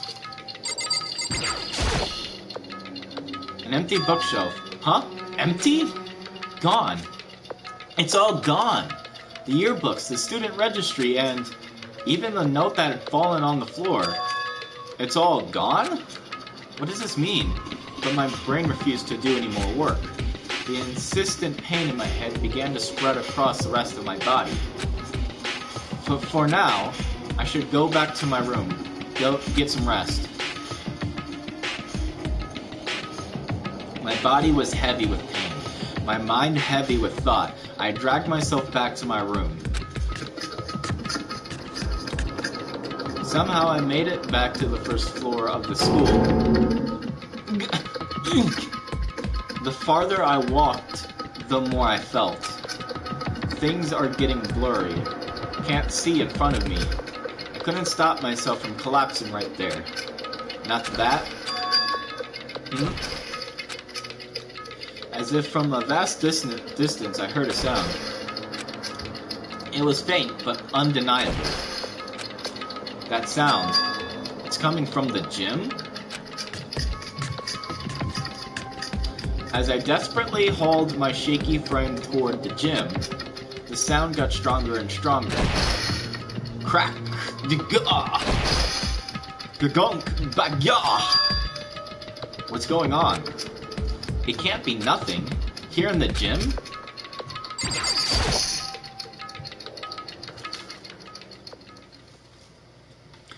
I didn't make a sound as I opened the door to the gym.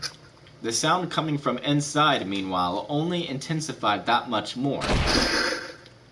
Kacha, Baku, Hagagya, Haya, Paching, Bakya, Dadan, Dadadan, Sha sha sha sha sha sha sha.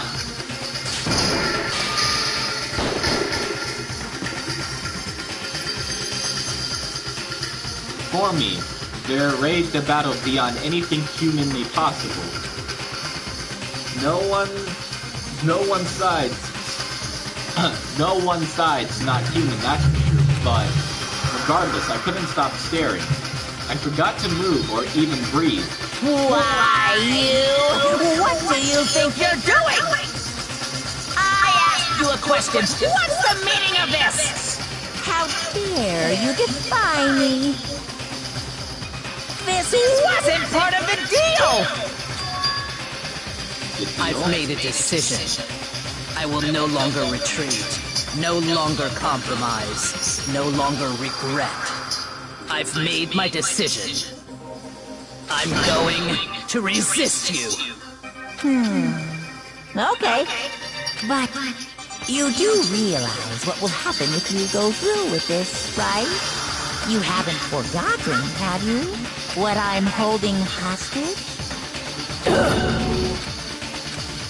What am I looking at? What am I hearing? A hostage? Then could it be the mastermind spy is... Chapter 3, The Next Generation Legend, Dantal, Galactic Hero. The end.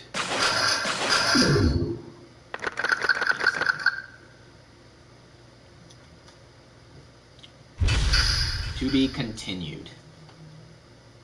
You received the Super Robo Justice present.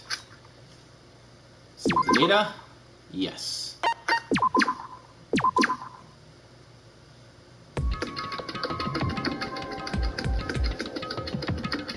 Leon killed Sayaka. Monokuma killed Junko. Then Leon got executed. Then Mondo killed Chihiro. And then he got executed. Hifumi killed Taka, then Celeste killed Hifumi. Then she got executed. And that brings us up to now. The next morning in the dining hall, the day after the Celeste case. So now, there's only 5 of us here. Alright, this is where we're gonna end. After, yeah. So, if you guys like this video, well, obviously, share this live stream with others, subscribe if you really want to. Next live stream, I'm going to be taking a little break from playing Danganronpa to play some Minecraft. And then after that, we'll get right back into Danganronpa. So I'm going to be live streaming... Let's see, today is Sunday, right? I'm going to be streaming Minecraft on... Let's see... Tomorrow's Monday, which I'll be streaming on Twitch. I'll probably do something like Smite for Twitch. Let's see. I'm going to play Minecraft, let's see, I think Tuesday or Wednesday. I'm going to do it Wednesday. I'm going to play Minecraft Wednesday. No, wait, not Wednesday. No, I'm going to play Minecraft on Tuesday. So I'm going to stream tomorrow on Twitch. And then Tuesday, I'm going to... Well, maybe. I don't know. Maybe I'll get to Minecraft on Tuesday. Depends if I'm going to be here on Tuesday. I think Wednesday should be at my house, so I may not be playing there, so... Yeah. Tuesday will be when I live stream on YouTube next. Tomorrow, I'm gonna play Smite on Twitch, I think. Could also play NBA 2K17, but I'm just gonna play Smite. Or, well, I don't know.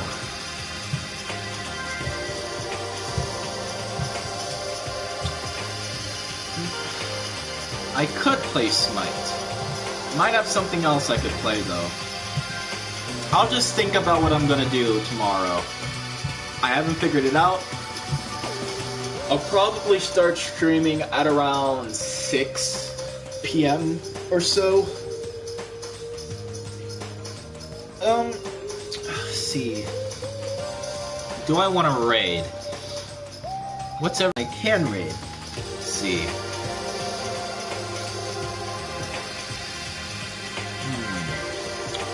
Flapper is streaming.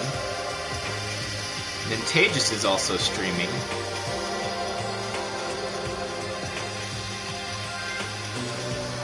Well, I could...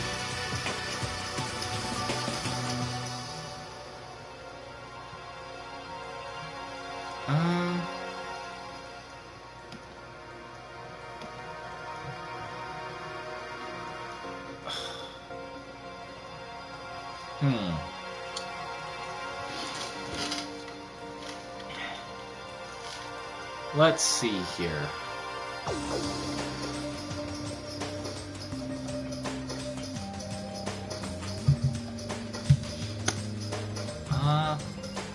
What do I want to do here? Oh, Azalea is also streaming right now. Huh. Let's see.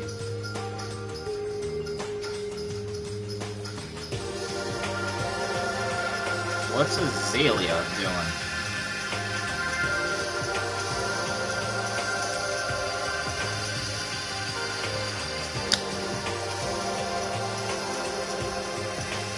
Let's see.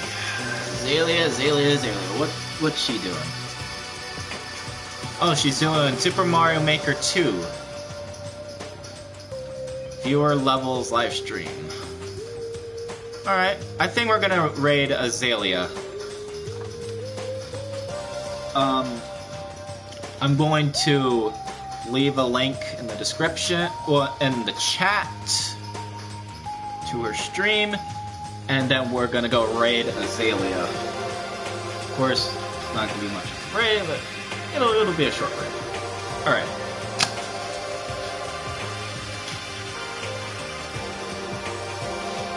Alright. As always, the hashtag that we're gonna use to announce our raid is gonna be hashtag Lugia raid. Then